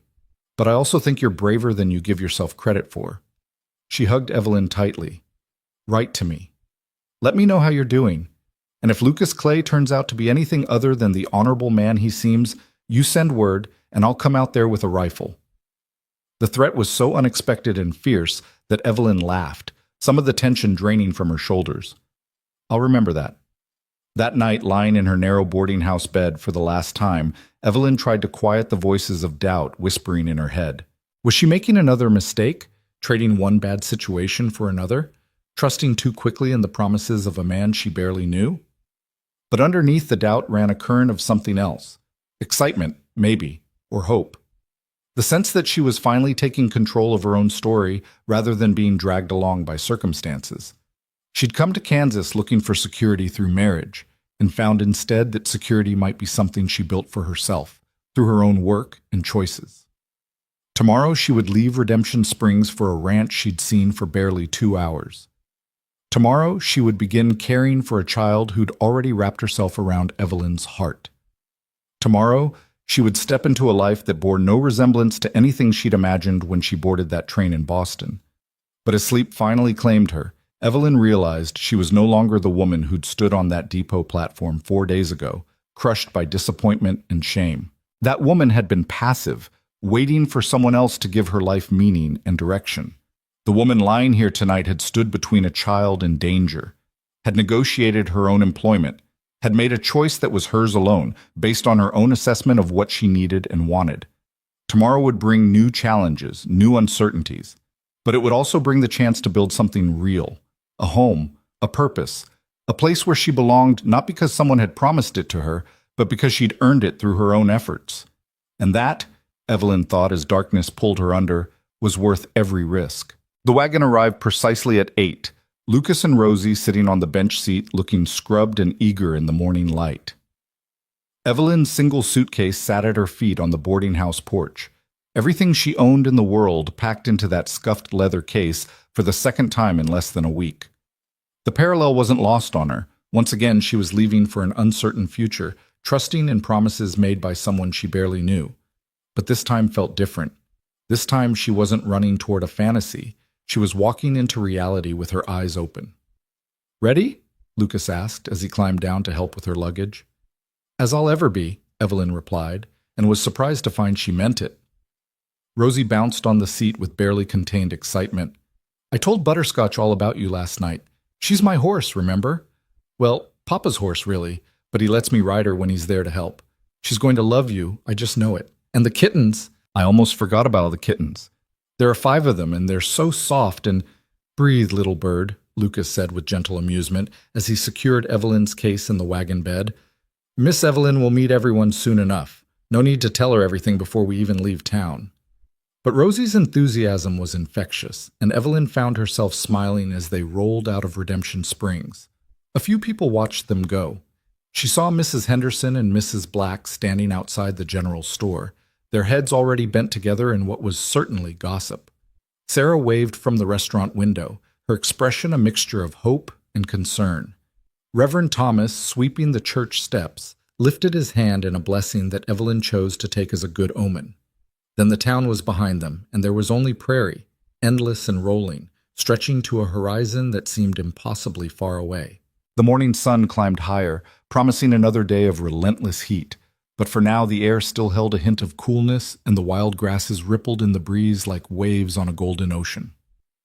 You're quiet, Lucas observed after they'd been traveling for perhaps 20 minutes. Second thoughts? Third and fourth thoughts, actually, Evelyn admitted. But I'm not changing my mind if that's what you're worried about. I'm not worried, just want to make sure you're all right. He glanced at her, his expression serious. This is a big change. It's all right to be nervous. Papa gets nervous too, Rosie contributed from where she sat between them. He tries to hide it, but I can tell. Like when he has to go to town for supplies and talk to the banker about money stuff. His voice gets all tight, and his shoulders go up like this. she demonstrated, hunching her small shoulders toward her ears in an exaggerated way that made Evelyn laugh despite her nerves. "Thank you for that observation, little bird," Lucas said dryly, but his lips twitched with suppressed amusement. "Very helpful." The journey passed more quickly than Evelyn expected. Rosie chattered about everything and nothing, stories about her mother, whom she remembered in the disconnected way of very young children, mixing real memories with things she'd been told until the line between them blurred. She talked about the ranch hands who came for roundup, about the time a coyote got into the chicken coop and she'd helped her father chase it off, about how she wanted to learn to read properly because Papa tried to teach her, but he wasn't very good at it, and the words never made sense the way he explained them. "That's what Miss Evelyn is here for," Lucas reminded her. "She's going to be your teacher, remember? Which means you have to listen when she tells you to do your lessons." "I will, I promise." Rosie turned to Evelyn with enormous eyes. "I'm a very good listener. Papa says so." "Well, mostly. Sometimes I forget to listen because I'm thinking about other things, but I'm going to try really hard to remember with you." "I appreciate that," Evelyn said solemnly. "And I promise to try to make the lessons interesting enough that you won't want to forget to listen." When the ranch came into view for the second time, it looked less daunting than it had yesterday.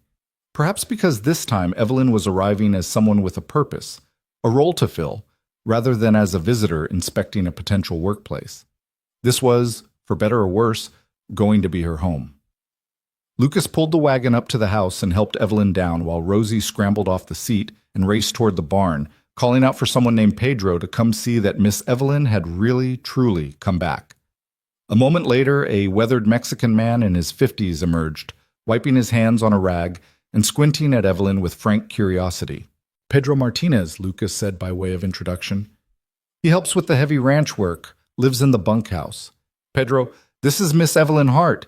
She's going to be managing the household and teaching Rosie." Pedro's handshake was firm, his eyes assessing but not unkind. "Welcome, señorita. Is good the little one will have a teacher. And the house—" He gestured toward the weathered structure with a slight grimace. "The house needs a woman's touch, sigh? Mr. Lucas, he tries, but—" He shrugged expressively, and Evelyn found herself liking him immediately. "I'll do my best," she assured him.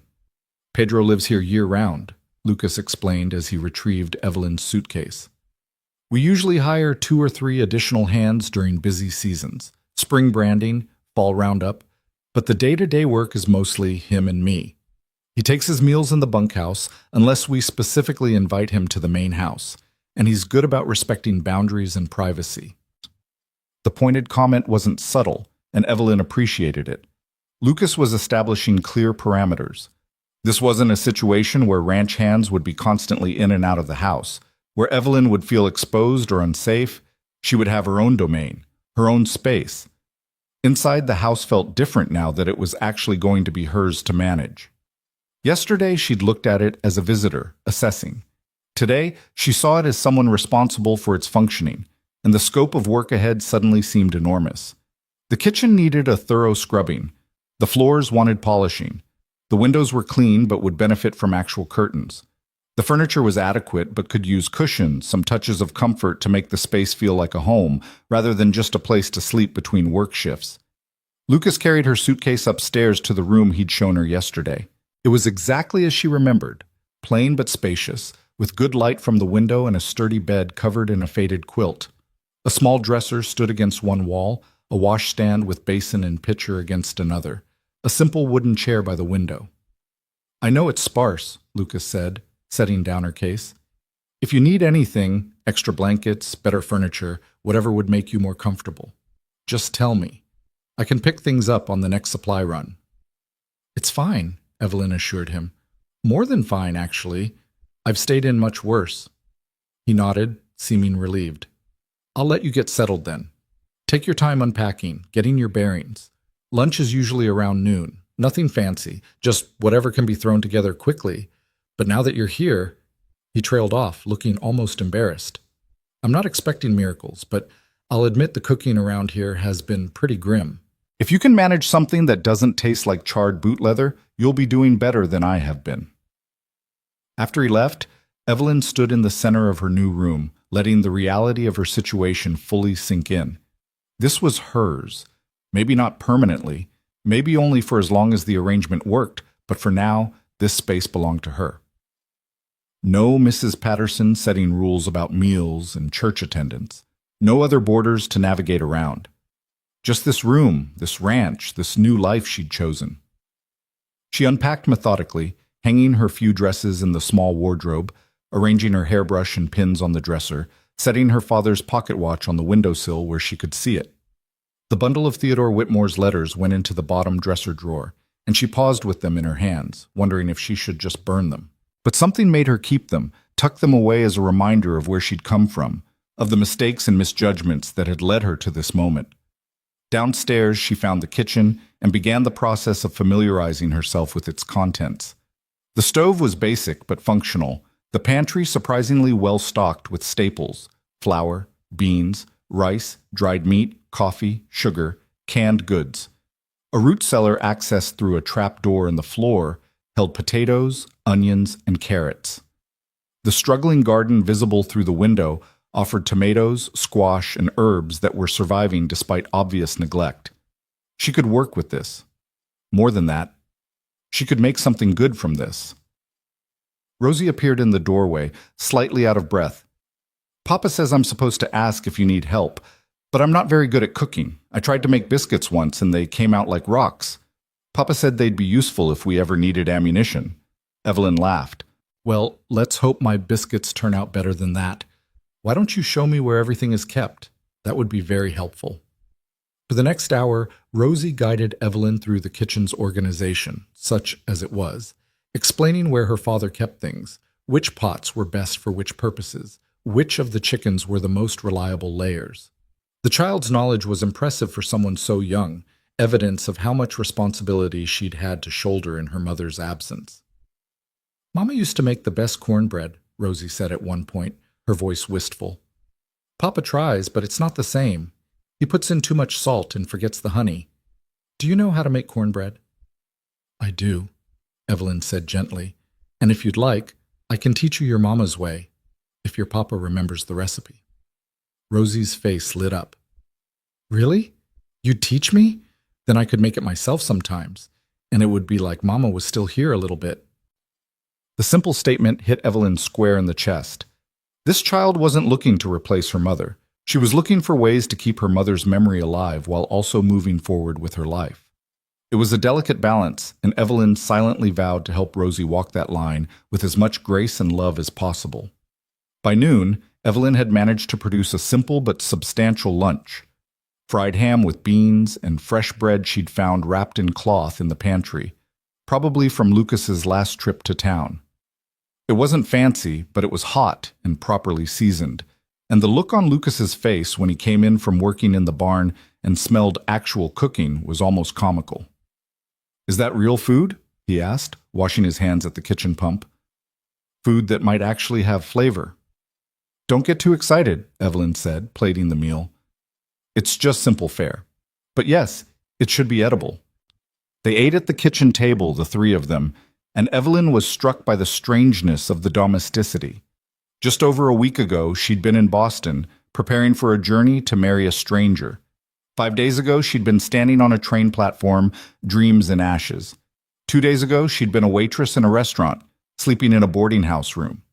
And now she was here, eating lunch with a widower and his daughter, settling into a life that bore no resemblance to anything she'd imagined for herself. Yet somehow it felt right, natural even. "This is delicious," Lucas said after his third bite. "Rosie, tell Miss Evelyn thank you for making real food." "Thank you, Miss Evelyn," Rosie parroted obediently. Then, with a child's bluntness, "Are you going to cook like this all the time? Because if you are, I think I'm going to like having you here even more than I already do." "I'll certainly do my best," Evelyn promised, hiding her smile. After lunch, Lucas returned to his work, something about fence repairs in the north pasture that couldn't wait, and Evelyn began the real work of settling in. She cleaned the kitchen properly, scrubbing surfaces that had accumulated months of neglect. She organized the pantry more efficiently, made notes of supplies that were running low, checked on the chickens, and gathered eggs with Rosie's enthusiastic help.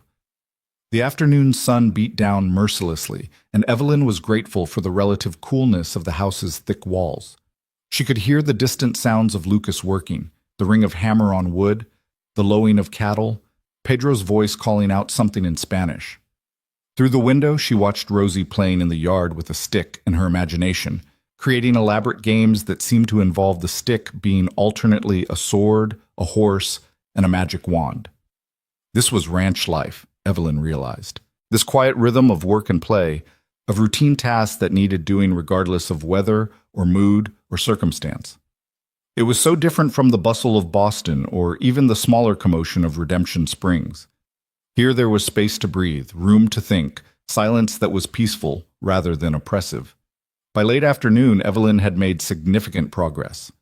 The kitchen gleamed, the pantry was organized, she'd started bread dough for tomorrow, and she'd even managed to water the struggling garden and coax some life back into the most neglected plants.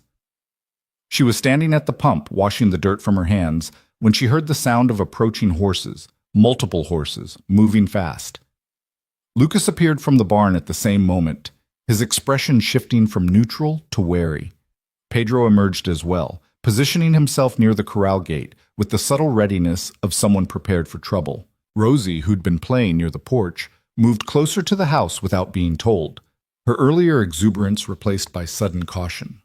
3 riders came into view, pulling up in the yard in a cloud of dust.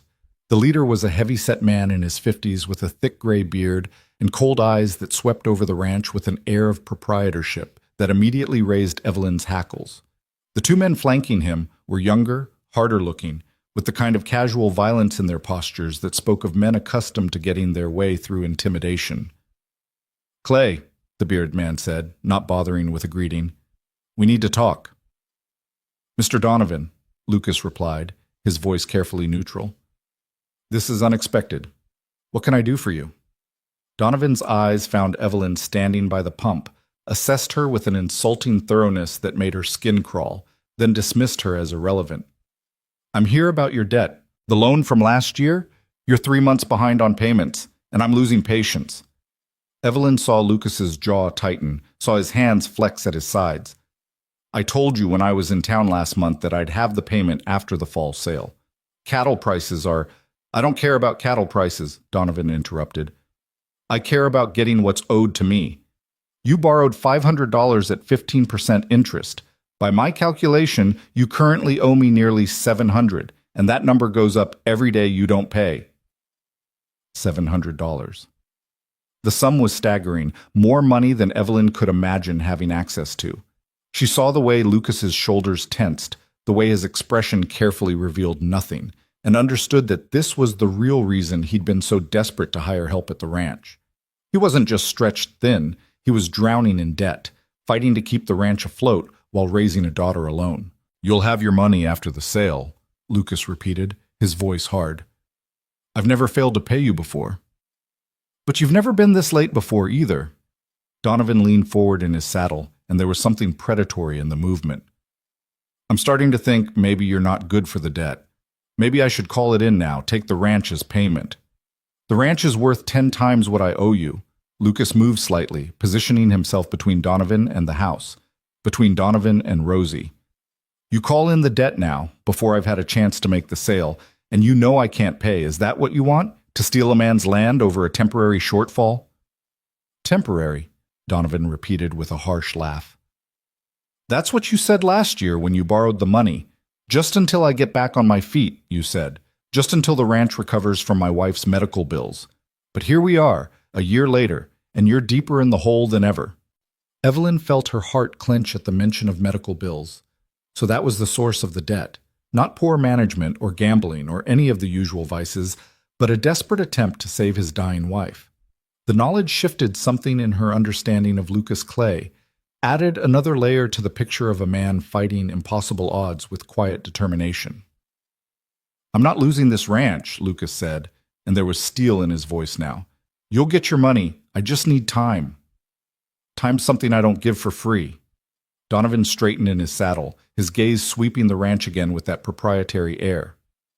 "Tell you what, Clay. I'll give you until the end of October. That's 6 weeks.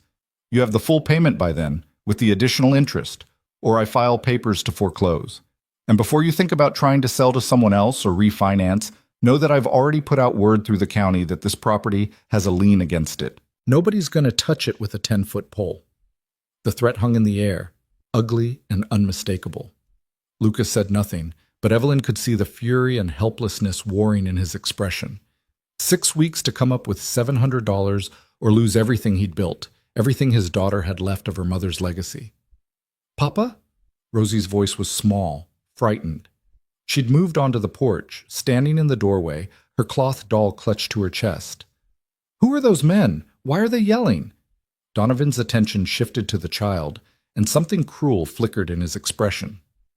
"That's your girl, Clay? Pretty little thing. Be a shame if she lost her home on top of losing her mama. But then you should have thought about that before you borrowed money you couldn't pay back."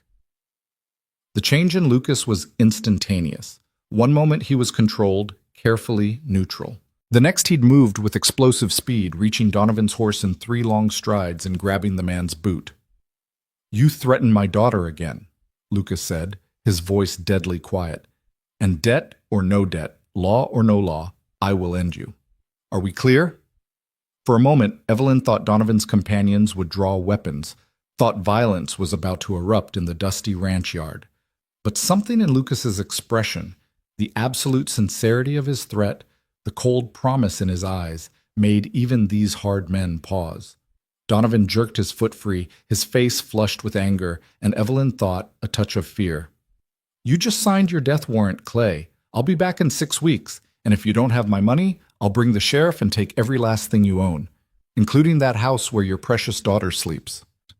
He wheeled his horse and galloped off, his men following, leaving behind only dust and the echo of hoofbeats, and a tension so thick it was hard to breathe through it.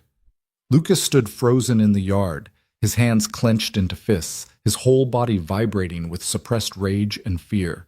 Pedro moved to his side, speaking in low, rapid Spanish that Evelyn couldn't fully follow, but whose concerned tone was unmistakable.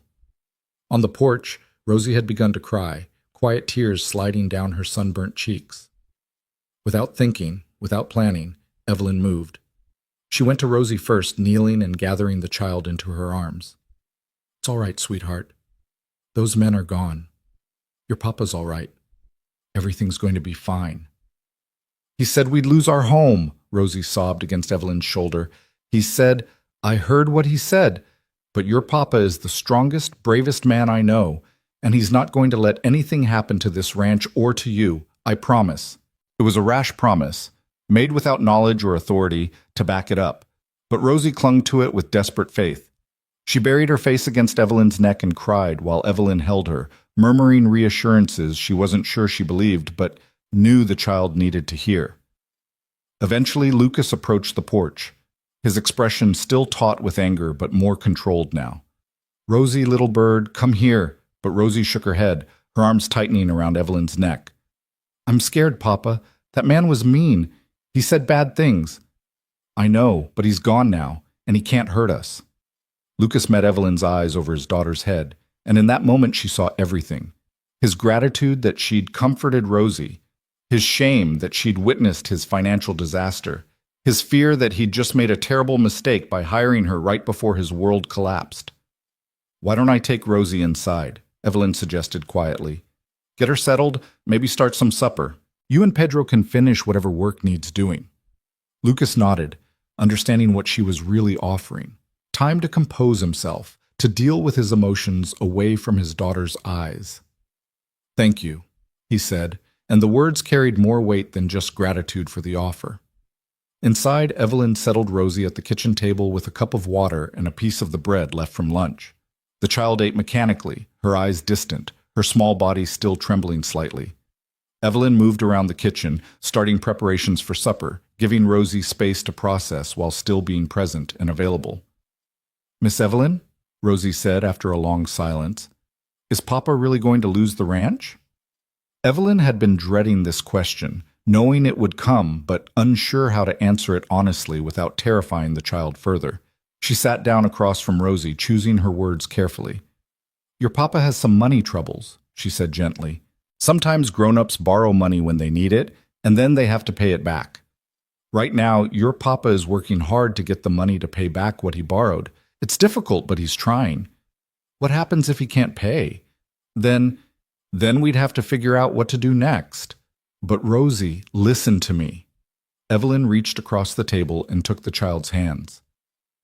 Whatever happens, your papa loves you more than anything in this world. You saw how fast he moved when that man mentioned you, how fierce he was. That's because you're the most important thing in his life. Even if, and I'm not saying this will happen, but even if something went wrong with the ranch, you'd still have your papa, and he'd still take care of you. Do you understand? Rosie nodded slowly, processing. Mama used to say that home isn't a place, it's people who love you. Is that true? Evelyn felt tears prick her eyes. Your mama was very wise. Yes, that's absolutely true. The child seemed to take comfort in this, some of the tension leaving her small frame. She finished her bread and water, then asked if she could go check on the kittens in the barn. Evelyn agreed, watching through the window as Rosie ran across the yard, needing the normalcy of her routines, the comfort of small, soft things that depended on her. Evelyn returned to preparing supper, her mind racing. $700 in 6 weeks. It was an impossible sum for a struggling rancher, even with a cattle sale. She thought about the $20 Lucas had given her, money he clearly couldn't afford to spare. She thought about the modest wages he'd promised, wages he might not be able to pay if Donovan made good on his threats. She should leave. The smart thing, the self-preserving thing, would be to pack her suitcase tonight and ask Lucas to take her back to town tomorrow. She'd been here less than a day. She owed him nothing beyond basic human decency.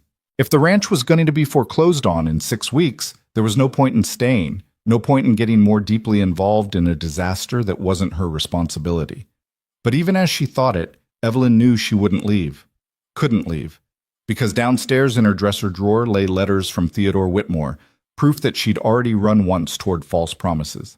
And in the barn was a little girl who'd lost her mother, who was terrified of losing her home, who'd looked at Evelyn with trust and hope and desperate need. She'd promised Rosie everything would be fine. She'd promised Reverend Thomas that if she took this position, she'd be committed. She'd promised herself that this time she was moving toward something real, something meaningful, something worth fighting for. A promise was a promise, even when, especially when, keeping it was harder than anyone could have anticipated. Lucas came in as the sun was setting, dirt-stained and exhausted. He washed at the pump, then stood in the kitchen doorway, watching Evelyn work with an expression she couldn't quite read. "You don't have to stay," he said finally. "I'll understand if you want to leave. God knows I don't blame you. You signed up for household management and teaching, not for being present for my financial ruin." Evelyn set down the spoon she'd been using to stir beans. "Do you want me to leave?" "No." The answer came quickly, almost involuntarily. "No, I don't. But I also can't in good conscience ask you to stay when I can't guarantee I'll be able to pay your wages beyond the next few weeks." "Did I ask to leave?" "No, but then I'm staying." Evelyn met his eyes across the kitchen. "At least until we know for certain what's going to happen." 6 weeks, you said? Then we have 6 weeks to figure out how to save this ranch. Lucas stared at her. "We? You don't think I'm going to just stand by and watch while some greedy banker steals a child's home, do you?" Evelyn surprised herself with the vehemence in her voice. "I've been in Redemption Springs less than a week. I've been at this ranch less than a day. But I've already learned that when someone needs help, you don't calculate the cost before offering it. You just help. That's what this place has taught me. What Rosie taught me the moment she looked at me with those scared eyes." Something shifted in Lucas's expression. Surprise, gratitude, and something else, something warmer that made Evelyn's heart skip in a way that had nothing to do with the situation and everything to do with the man standing before her. "Thank you," he said quietly. "I don't deserve that kind of loyalty, especially from someone I barely know. But thank you." "You can thank me by sitting down and eating supper," Evelyn said, needing to lighten the mood before the emotion became overwhelming. "And then by telling me everything about this debt, about the ranch's finances, about the cattle sale, and what we can realistically expect. If we're going to save this place, I need to understand exactly what we're fighting against." They ate, the three of them, with less conversation than lunch had held. The confrontation with Donovan hung over them like a storm cloud, impossible to ignore. But afterward, once Rosie had been put to bed with extra reassurances and promises, Lucas and Evelyn sat at the kitchen table with coffee, and Lucas laid out the harsh reality of his situation. The numbers were worse than Evelyn had imagined. His wife's illness had drained their savings and forced him to borrow. 2 bad years of cattle prices had made it impossible to pay down the debt as quickly as he'd hoped. This year's sale would bring in maybe $500 if the prices held and the cattle were in good condition, which left him $200 short even before accounting for the interest that would accrue over the next 6 weeks. "I've thought about selling off land," Lucas admitted, "but Donovan's lien makes that nearly impossible. And even if I could find a buyer, I'd be selling the ranch piece by piece, destroying what I'm trying to save." "What about the horses?" Evelyn asked. "You mentioned horses when you first showed me the ranch.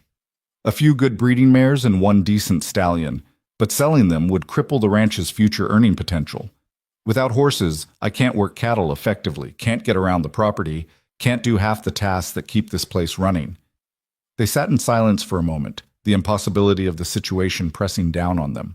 Then Evelyn remembered something Lucas had said when he first offered her the position. "You mentioned seasonal hands. Men you hire for roundup and branding." "Yes, but I can't afford to hire them this year. I was planning to do the fall roundup with just Pedro and—" He stopped, realization dawning. "And you're wondering if not having extra hands means the cattle won't be ready for sale in time or won't fetch as good a price." "I don't know enough about ranching to know if that's a concern," Evelyn admitted. "But it seems like if you need help and can't afford to hire it, we need to find another solution." "There isn't another solution. Roundup takes at least 4 people, preferably 6. It's backbreaking work, dangerous work, and it can't be done by 2 men alone." "What about 3 people?" Evelyn asked. "If I helped?" Lucas's laugh was involuntary, more surprise than amusement. "Evelyn, no offense, but you've been on a ranch for 8 hours. You don't know the first thing about cattle work." "Then teach me." She leaned forward, intensity in her voice. "You have 6 weeks. Some of that time needs to be spent preparing for roundup, right? So teach me what I need to know. I'm strong, I'm quick to learn, and I'm motivated. Maybe I won't be as good as an experienced hand, but I'll be better than nothing." He studied her face, looking for something, doubt, perhaps, or false bravado. Whatever he sought, he must not have found it, because slowly he nodded. "It'll be hard work. Harder than anything you've done before. You'll be exhausted, probably hurt, definitely frustrated. I've spent the past week being humiliated, gossiped about, and treated like a cautionary tale. I think I can handle some hard work." Evelyn's voice was dry, but her determination was steel. Lucas held her gaze for a long moment, then extended his hand across the table.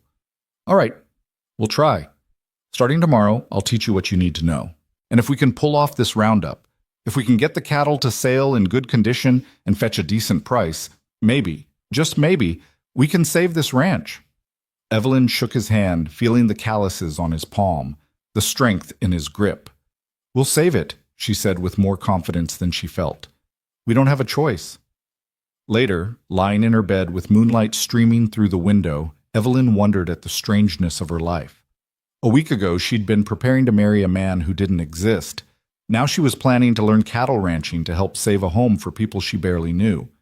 But as she drifted toward sleep, Evelyn realized that "barely knew" wasn't quite accurate anymore.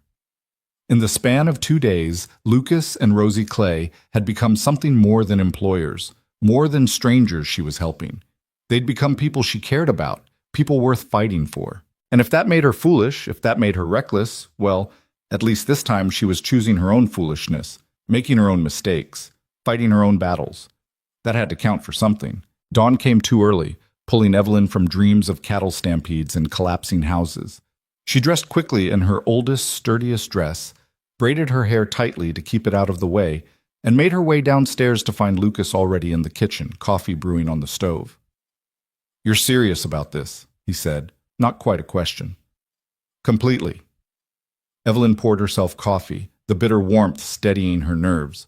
"Where do we start?" What followed were the hardest weeks of Evelyn's life. Lucas began her education gently, teaching her how to approach horses without spooking them, how to sit a saddle properly, how to read cattle behavior from a distance. But gentleness only went so far when the work itself was brutal. Within 3 days, Evelyn's legs were screaming from hours in the saddle, her hands blistered from rope work, her whole body aching from muscles she didn't know she possessed. "You're doing well," Lucas said one afternoon, watching her practice with a lasso under Pedro's patient instruction. She'd been trying for an hour to rope the practice post Lucas had set up in the corral, missing more often than hitting, but finally she'd managed 3 successful throws in a row. "I'm terrible at this," Evelyn corrected, wiping sweat from her forehead. The September sun was still merciless, and her dress stuck to her back with perspiration. "You're better than I was after a week," Pedro offered kindly. "The señorita has good instincts. She just needs practice." Practice. Everything needed practice. Learning to move cattle without panicking them required reading their body language, understanding their herd mentality, positioning herself correctly to guide rather than chase. Learning to work with the horses meant developing a relationship with Butterscotch, the mare Lucas had assigned to her, understanding the animal's quirks and responses. Learning to anticipate problems, a broken fence line, a cow separated from the herd, weather changes that could scatter the cattle, meant developing a rancher's mindset, always thinking 3 steps ahead. But the work wasn't Evelyn's only responsibility. Each morning before dawn, she rose to prepare breakfast. Each evening, after the work was done, she cooked supper.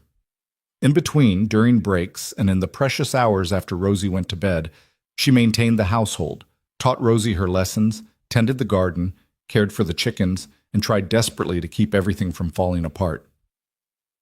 "You're going to kill yourself," Sarah said when she rode out to visit 2 weeks after Evelyn had left town. She'd brought supplies and gossip in equal measure, but her expression turned to horror when she saw Evelyn's sun-darkened skin, the bruises on her arms from close encounters with cattle, the exhaustion etched into her face. "Evelyn, this is insane. You're working yourself to death." "I'm working to save a child's home," Evelyn corrected, pumping water for tea with movements that had become automatic. "There's a difference." "Is there? Because from where I'm standing, it looks like you're breaking yourself for people who aren't even family." The words stung because they echoed the doubts that crept into Evelyn's mind during the darkest hours, when her body screamed for rest and her hands bled from rope burns, and she wondered what exactly she was trying to prove. But they also ignited something fierce in her chest.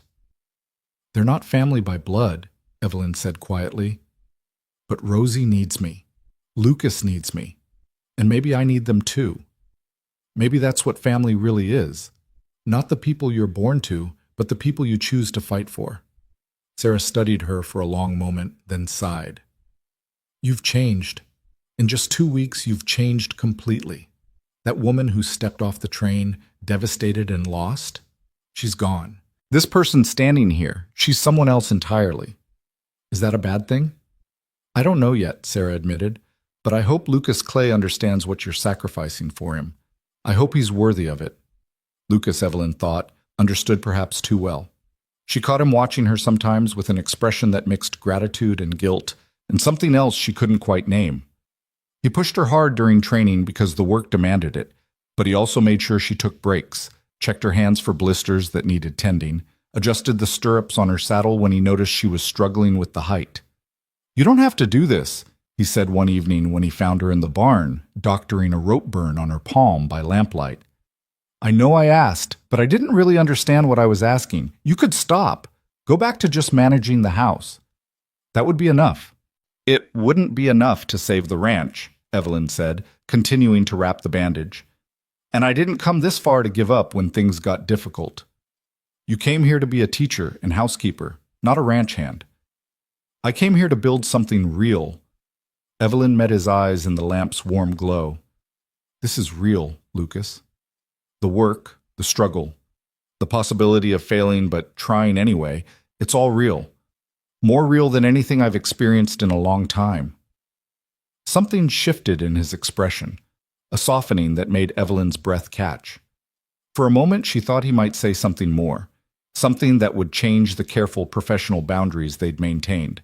But then Rosie's voice called from the house, asking when supper would be ready, and the moment passed. Yet those moments came more frequently as the weeks progressed. shared glances across the kitchen table, hands brushing as they worked together to repair a fence. The way Lucas steadied her when she nearly fell from her saddle, his hands strong on her waist, lingering a heartbeat longer than strictly necessary. The way Evelyn found herself looking for him throughout the day, tracking his movements around the ranch, feeling his absence when he rode out to check distant sections of the property. Rosie noticed, of course. Children always noticed.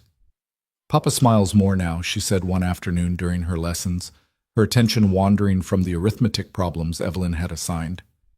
"He didn't smile much after Mama died, but now he smiles almost every day. Is that because of you?" Evelyn felt heat rise in her cheeks. "I think it's because he has help with the ranch. That takes some of the worry away." "Maybe," Rosie said, but her tone suggested she thought there was more to it. "Do you like my papa, Miss Evelyn?" The question was innocent, childish, but it struck at the heart of something Evelyn had been carefully not examining. Did she like Lucas Clay? Of course she did. He was honorable, hard-working, devoted to his daughter, capable of both tenderness and strength. But like felt inadequate to describe the complicated tangle of feelings that had developed over these intense weeks of working side by side, fighting for the same goal, building something together that felt increasingly like a partnership rather than employment. "Your papa is a good man," Evelyn said carefully. "And yes, I like him very much. But right now we all need to focus on preparing for the roundup. That's what matters most." The roundup. It loomed ahead like a mountain they had to climb, the critical event that would determine everything. Lucas had set the date for the first week of October, which gave them just enough time to bring the cattle in, sort them, prepare them for sale, and get them to market before Donovan's deadline expired. "We need to talk about the numbers," Lucas said one night after Rosie was asleep. He spread papers across the kitchen table, calculations, price estimates, worst-case scenarios. "Even if everything goes perfectly, even if we get top dollar for every head of cattle, I'll still be about $100 short. That's assuming no losses during roundup, no injuries that require veterinary care, no unexpected expenses." Evelyn studied the figures, her heart sinking. "What about the horses? You said you didn't want to sell them, but if it's the difference between losing one horse and losing the entire ranch..." "I've thought about it. The problem is finding a buyer quickly enough and getting fair value. Donovan's lien has scared off most potential buyers in the area. They don't want to get involved in a disputed property situation." "What if we went farther? To a different county, where Donovan's influence doesn't reach?" Lucas looked at her with surprise and something like admiration. "That's actually not a bad idea. There's a horse trader in the next county who might be interested in the mares, but it would take time we don't have." "Then we make time." Evelyn's mind was racing now, calculating. "The roundup is scheduled for the first week of October. That gives us another week and a half of preparation. What if you rode out tomorrow to see this trader, made the arrangements? If he agrees to buy, you could deliver the horses the day after the cattle sale, before the deadline. That would mean leaving you and Pedro to finish the roundup preparation." "We can handle it. You've trained us well." Lucas shook his head slowly, a smile tugging at his lips. "When did you become the strategist here?" "When I realized that saving this ranch meant thinking like a rancher, not like a housekeeper." Evelyn returned his smile. "Besides, you taught me that good ranch management means using all available resources efficiently. Right now, our most valuable resource is time, and we need to use every day wisely." He left the next morning, riding out before dawn with a promise to return within 3 days. His absence created a strange hollow in the ranch's rhythm, something Evelyn felt more acutely than she'd expected. She threw herself into work to avoid examining that feeling too closely, drilling with Pedro on cattle movement techniques, teaching Rosie more advanced arithmetic while explaining how math was used in ranching, maintaining the household routines that kept everything functioning. On the second night of Lucas's absence, Evelyn was checking on the horses in the barn when she heard the sound of approaching riders. Her first thought was that Lucas had returned early, but the sound was wrong. Too many horses, moving with aggressive purpose rather than tired homecoming. Pedro appeared at the barn door at the same moment, his face grim. "Señorita, you should go to the house. Lock the doors. Take the rifle from above the fireplace." "What's happening?" I think maybe Senor Donovan comes to make trouble while the boss is away. These men, they are not friends. Fear spiked through Evelyn, but she forced it down. I'm not hiding in the house. If there's trouble, we face it together. Senorita. Together, Pedro. They walked out to meet the riders as a unified front. Pedro with his hand resting casually near the knife at his belt, Evelyn with her chin raised and her expression calm despite the terror thrumming through her veins. The riders pulled up in the yard, and Evelyn's heart sank when she recognized Donovan's heavy frame in the lead. Well, well, Donovan said, his voice carrying ugly amusement. Look what we have here. Clay's little charity case playing rancher. Where's your boss, girl? Run off and left you to manage things? Mr. Clay is attending to business, Evelyn said, keeping her voice steady. And I'm not a charity case. I'm employed staff. What can we do for you, Mr. Donovan? You can start by staying out of things that don't concern you. Donovan dismounted, his companions following suit. I'm here to conduct an inventory of the property. Since Clay's default is looking more certain by the day, I want to know exactly what assets I'll be claiming when the deadline passes. You have no legal right to inventory this property until the debt is actually in default, Evelyn said, remembering conversations she'd overheard between her father and creditors back in Boston. The deadline hasn't passed. Until it does, this ranch belongs to Lucas Clay, and you're trespassing. Donovan's expression darkened. You got a smart mouth for someone in a precarious position. What do you think is going to happen here? You think you and this Mexican are going to stop me? Pedro moved slightly, positioning himself between Donovan and Evelyn, but she stepped forward, refusing to be shielded. I think you're a bully who preys on people in difficult situations. I think you lent Lucas money knowing he was desperate, probably at rates that should be illegal, and now you're circling like a vulture waiting for him to fail. But he's not going to fail. In 3 weeks, he'll have your money, and you'll have no claim on this property. 3 weeks? Donovan laughed, the sound harsh and mocking. You poor, deluded fool. Clay's been drowning for a year. You think a couple weeks of playing cowgirl is going to change that? I think you're worried, Evelyn said, the realization hitting her even as she spoke. You're here because you've heard we're preparing for Roundup. You know that if Lucas brings in a good herd and gets decent prices, he might actually make the payment. And that terrifies you, doesn't it? Because you want this ranch. You've wanted it all along. That's why you lent him money in the first place. Not to help, but to create a trap he couldn't escape.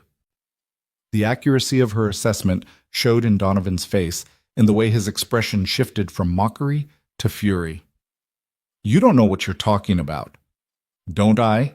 This land borders your property to the south, doesn't it?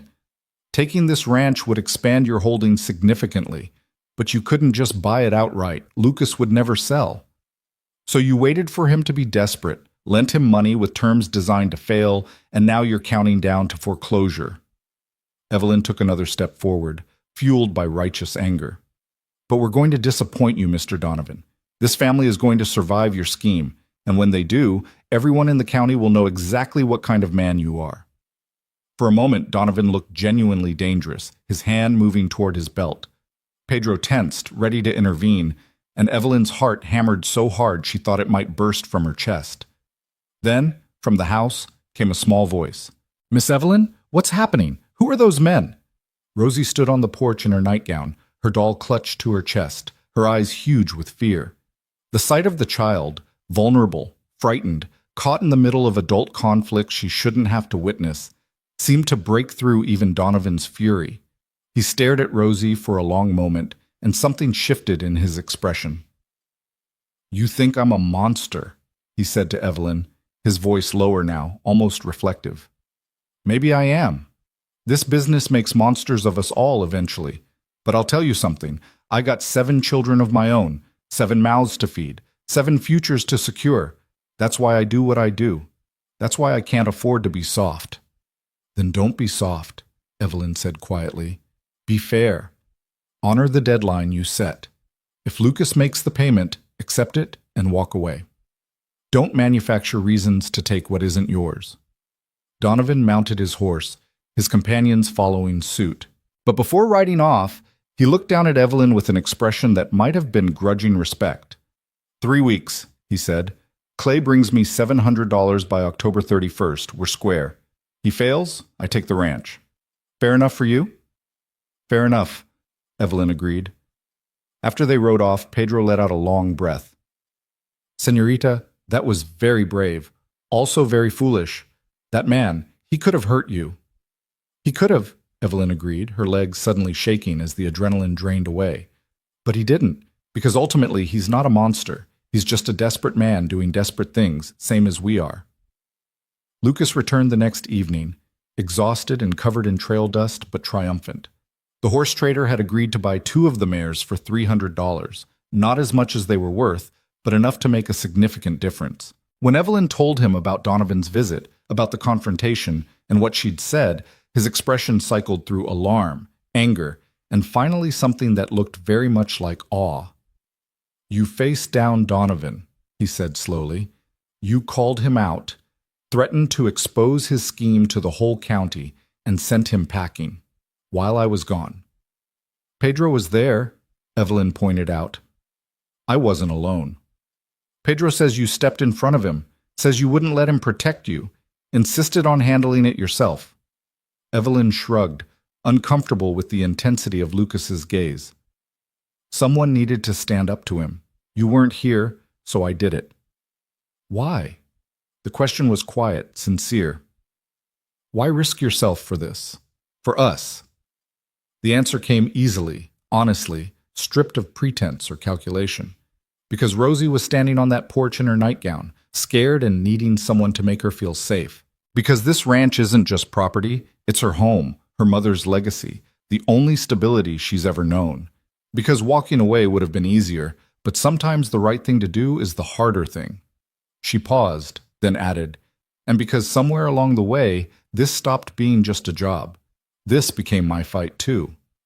Lucas crossed the space between them in 2 strides, and suddenly his hands were framing her face, his eyes searching hers with an intensity that stole her breath. Evelyn, he said, and her name on his lips sounded like a prayer, like a promise. I don't know how this happened. Don't know when you stopped being the stranger I hired and became the person I can't imagine living without.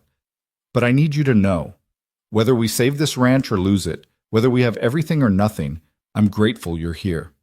Grateful for your courage, your strength, your ridiculous, stubborn determination to fight for people who aren't even your family. They are my family, Evelyn whispered. You and Rosie both. That's what you don't understand, Lucas. I didn't have anywhere to belong until I came here. Didn't have anyone who needed me, anyone I could fight for. You gave me that, both of you. So saving this ranch isn't some noble sacrifice. It's saving my home too. The kiss happened naturally, inevitably, as if they'd been moving toward this moment since the day Evelyn had stood between Rosie and danger at the restaurant. Lucas's lips were warm and gentle, questioning rather than demanding, and Evelyn answered by rising on her toes, by threading her fingers through his hair, by pouring into the kiss all the words she couldn't quite say aloud. When they finally broke apart, both breathing hard, Lucas rested his forehead against hers. This complicates things.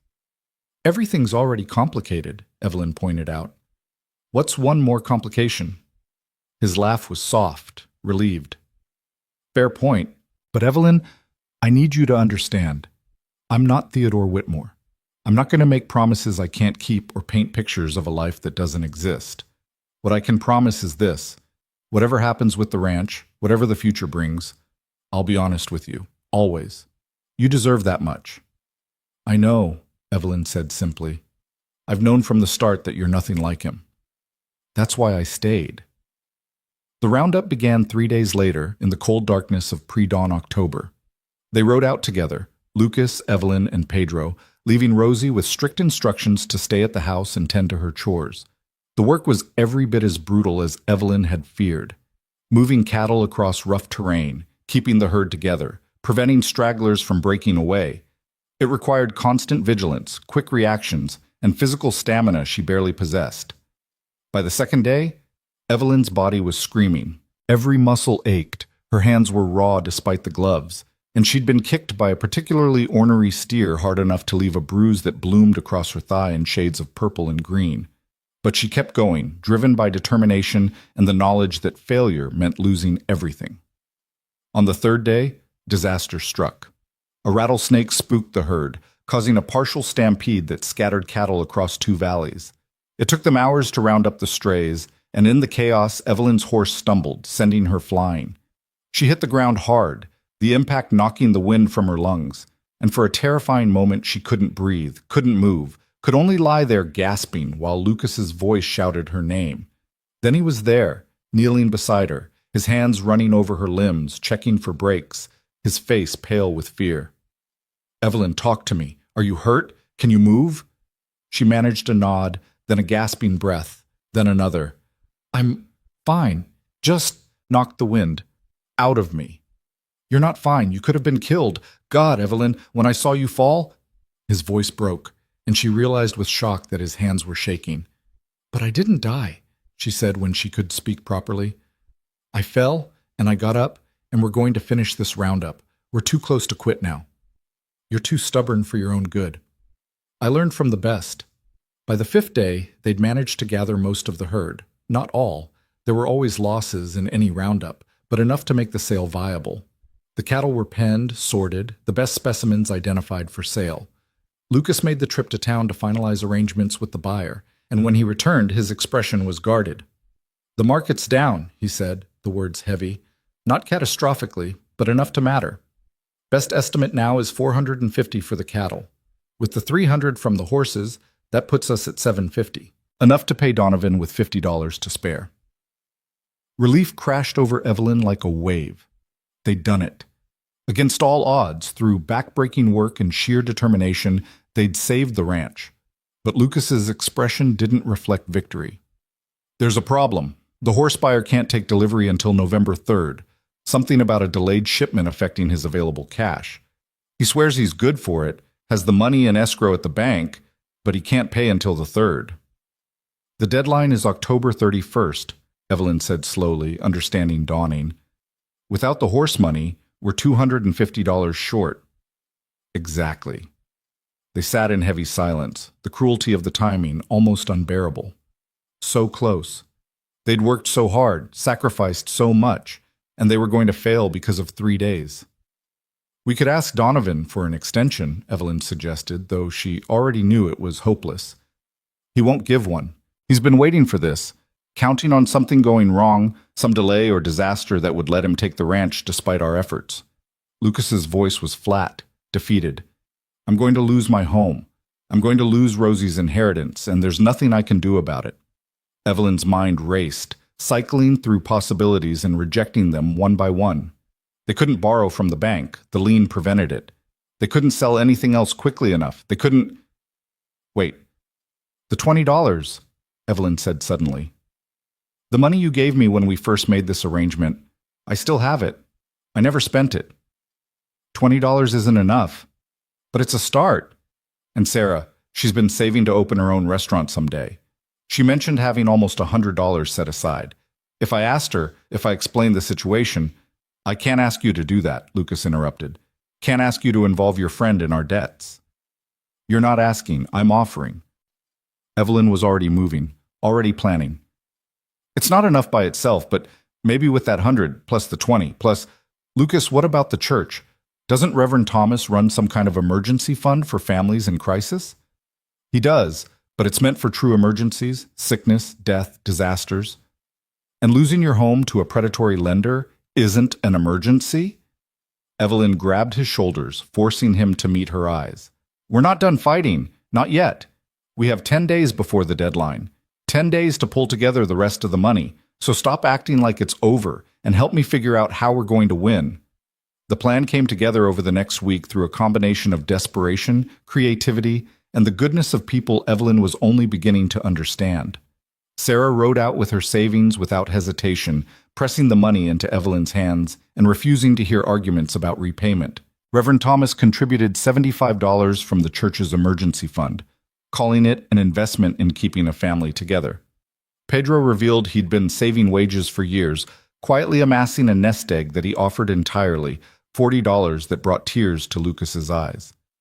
Mrs. Chen from the restaurant sent $20 with a note that said simply, "For the woman brave enough to stand up to drunks and bullies."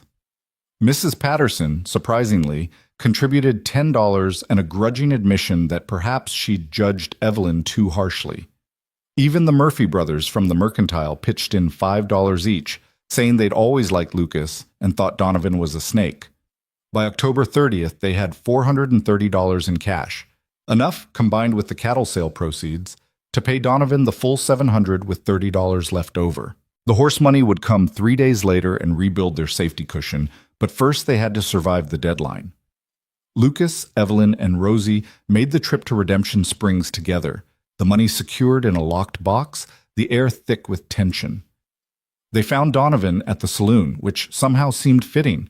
He looked genuinely surprised when Lucas set the box on the table. "Count it," Lucas said quietly. $700, as agreed. Donovan counted slowly, methodically, his expression shifting from confidence to disbelief to something that might have been disappointment. When he finished, he sat back and regarded Lucas with grudging respect. "I'll admit, I didn't think you'd make it. Thought for sure something would go wrong, some disaster would strike." He glanced at Evelyn. "Didn't account for her, though. Should have." "The debt's paid," Lucas said. "We're done here. I want the lien released by tomorrow morning. You'll have your release." Donovan stood, offering his hand. Lucas hesitated, then shook it, the gesture more about closing a chapter than forgiveness. "For what it's worth, Clay, you've got something good here. Don't take it for granted." He walked out, leaving them sitting at the table, the empty money box between them. For a long moment, nobody spoke. Then Rosie broke the silence. "Does this mean we get to keep our home?" "Yes, little bird," Lucas said, his voice rough with emotion. "We get to keep our home." The celebration that night at the ranch was simple but joyful. Sarah had ridden out with a cake she'd baked. Pedro produced a bottle of wine he'd been saving for a special occasion, and even the chickens seemed to sense the festive mood, clucking contentedly as Rosie fed them extra grain. They ate on the porch in the cooling evening air, watching stars emerge in the vast prairie sky, and Evelyn felt something settle deep in her chest, a sense of rightness, of belonging, of having finally found the place where she was meant to be. "I've been thinking," Lucas said later, after Rosie had fallen asleep and they sat together on the porch steps, shoulders touching in comfortable intimacy. "About the future, but about what comes next." "What comes next is, we rebuild," Evelyn said simply. "We save up, pay back everyone who helped us, build the ranch into something sustainable." "That's the ranch's future," Lucas agreed. "But what about us? What about this?" He gestured between them, encompassing the connection that had grown through shared struggle and mutual respect. Evelyn's heart began to pound. "What are you asking, Lucas?" "I'm asking if you'd consider making this arrangement permanent, not as my employee, but as my partner, as my wife, if you'll have me." He turned to face her fully, taking her hands in his. "I know it's fast. I know we've only known each other a few weeks. But Evelyn, in that time you've proven yourself in every way that matters. You fought for my daughter when she needed protecting. You stood up to Donovan when I couldn't be here. You worked yourself half to death to save a ranch that wasn't even yours. And somewhere in all of that, I fell in love with you." The words Evelyn had been waiting her whole life to hear, but from a man she'd never expected, in circumstances she could never have imagined. She thought about Theodore Whitmore's letters, about the fantasy they'd painted of a refined life as a merchant's wife. That fantasy had been comfortable, safe, utterly unremarkable. What Lucas was offering was real, difficult, uncertain, demanding everything she had. But it was also honest, built on mutual respect and proven partnership rather than romantic illusions. And somewhere in the past few weeks, Evelyn had fallen in love too. Not with an idea of a man, but with the actual person sitting beside her. Flawed, stubborn, fiercely devoted to his daughter, strong enough to accept help when he needed it. "Yes," she said simply. "Yes, I'll marry you. But on one condition." "Name it." "No mail order arrangement this time. We do this right. Proper courtship, public announcement, a wedding where everyone in Redemption Springs can see that I'm not the bride nobody wanted anymore. I'm the woman who chose her own future and fought for it." Lucas's smile was incandescent. "Deal." Though for the record, you were never the bride nobody wanted. You were just waiting for the right person to find you. They married 6 weeks later in the small church with white steeple, with Reverend Thomas officiating and what felt like the entire town in attendance. Sarah stood as Evelyn's maid of honor. Rosie served as flower girl with such enthusiasm that she scattered petals 3 pews beyond where they were needed, and Pedro gave Evelyn away in a gesture that brought tears to everyone's eyes. Evelyn wore a simple dress she'd sewn herself, using fabric purchased with her first full wages after the debt was paid. It wasn't elaborate or fashionable, but it was hers, made by her own hands, paid for with money she'd earned through honest work. That felt more meaningful than any imported gown could have been. When Reverend Thomas pronounced them husband and wife, when Lucas kissed her in front of God and community and everyone who'd once gossiped about her, Evelyn felt something complete in her chest. She'd come to Kansas looking for security through marriage to a stranger. Instead, she'd found something better, a home she'd helped save, a family she'd chosen, a partnership built on mutual respect and shared struggle. The reception was held at the Prairie Rose, with Mrs. Chen preparing a feast and refusing payment despite Lucas's protests. People who'd once whispered about Evelyn now congratulated her, praising her courage, her determination, her devotion to the Clay family. Mrs. Henderson even apologized, awkwardly but sincerely, for her earlier cruel words. "You've proven yourself," the woman said. "Not many people could have done what you did, saving that ranch, standing up to Donovan. You're good for Lucas, good for that sweet child. We were wrong about you." Evelyn accepted the apology graciously, but privately she thought that they hadn't been entirely wrong. The woman who'd stepped off that train 6 weeks ago had been desperate, naive, clinging to false promises. But that woman was gone, transformed through fire and struggle into someone stronger, someone capable of building rather than just waiting to be given. As the evening wore on and the celebration continued, Evelyn slipped outside for a moment of quiet, needing air and space to process everything that had happened. She found herself walking toward the train depot, drawn once again to the place where her old life had ended and her new one had begun. The platform was empty in the darkness, the rails gleaming faintly in the moonlight. Evelyn stood where she'd stood that first day. Remember the despair and humiliation, the sense that she'd reached the absolute bottom with nowhere to go but down. "Found you," Lucas said, appearing beside her. "You all right?" "More than all right," Evelyn assured him. "Just thinking about how different everything is from what I expected. When I came here, I was looking for a husband to give me security, stability, respectability. Instead, I found myself." "And a husband," Lucas pointed out with a smile. "And a husband," Evelyn agreed, leaning into his warmth. "But not because someone promised me security. Because we built something together. Because we chose each other, knowing all the flaws and difficulties and challenges. That's worth more than any fantasy could ever be." They stood together on the platform where Evelyn's journey had begun, looking out at the vast prairie darkness, and Evelyn thought about all the paths that had led her to this moment. The loss of her father, the desperate decision to answer an advertisement, the train journey west, the crushing disappointment of Whitmore's absence. Every step, every mistake, every moment of despair had been necessary to bring her here, to this place, this man, this life she'd built through her own courage and determination. "Thank you," she said quietly. "For what?" "For seeing me. For giving me the chance to prove myself. For letting me be part of something real." Lucas pulled her closer, his arms strong and steady around her. "Thank you for staying, for fighting, for choosing us when you could have walked away." Behind them, music drifted from the restaurant where their wedding guests were still celebrating. Ahead, the ranch waited. Their home now, truly theirs, saved through struggle and sacrifice, and the generosity of a community that had learned to embrace the stranger in their midst. Evelyn had come to Kansas as a mail-order bride, expecting to find security through marriage. Instead, she'd discovered that security wasn't something someone else could give you. It was something you built yourself, through work and courage and the willingness to fight for what mattered.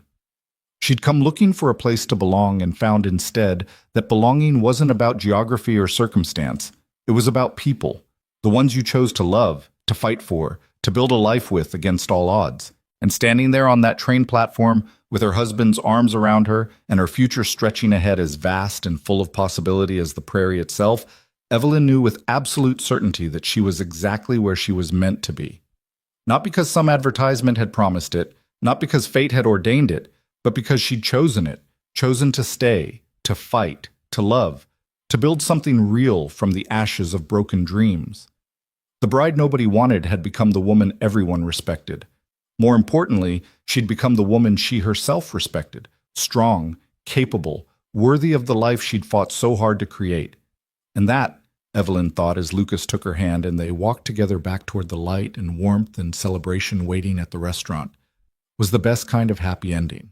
The kind you earned through courage, determination, and the absolute refusal to give up even when everything seemed lost. The kind worth fighting for. The kind that lasted.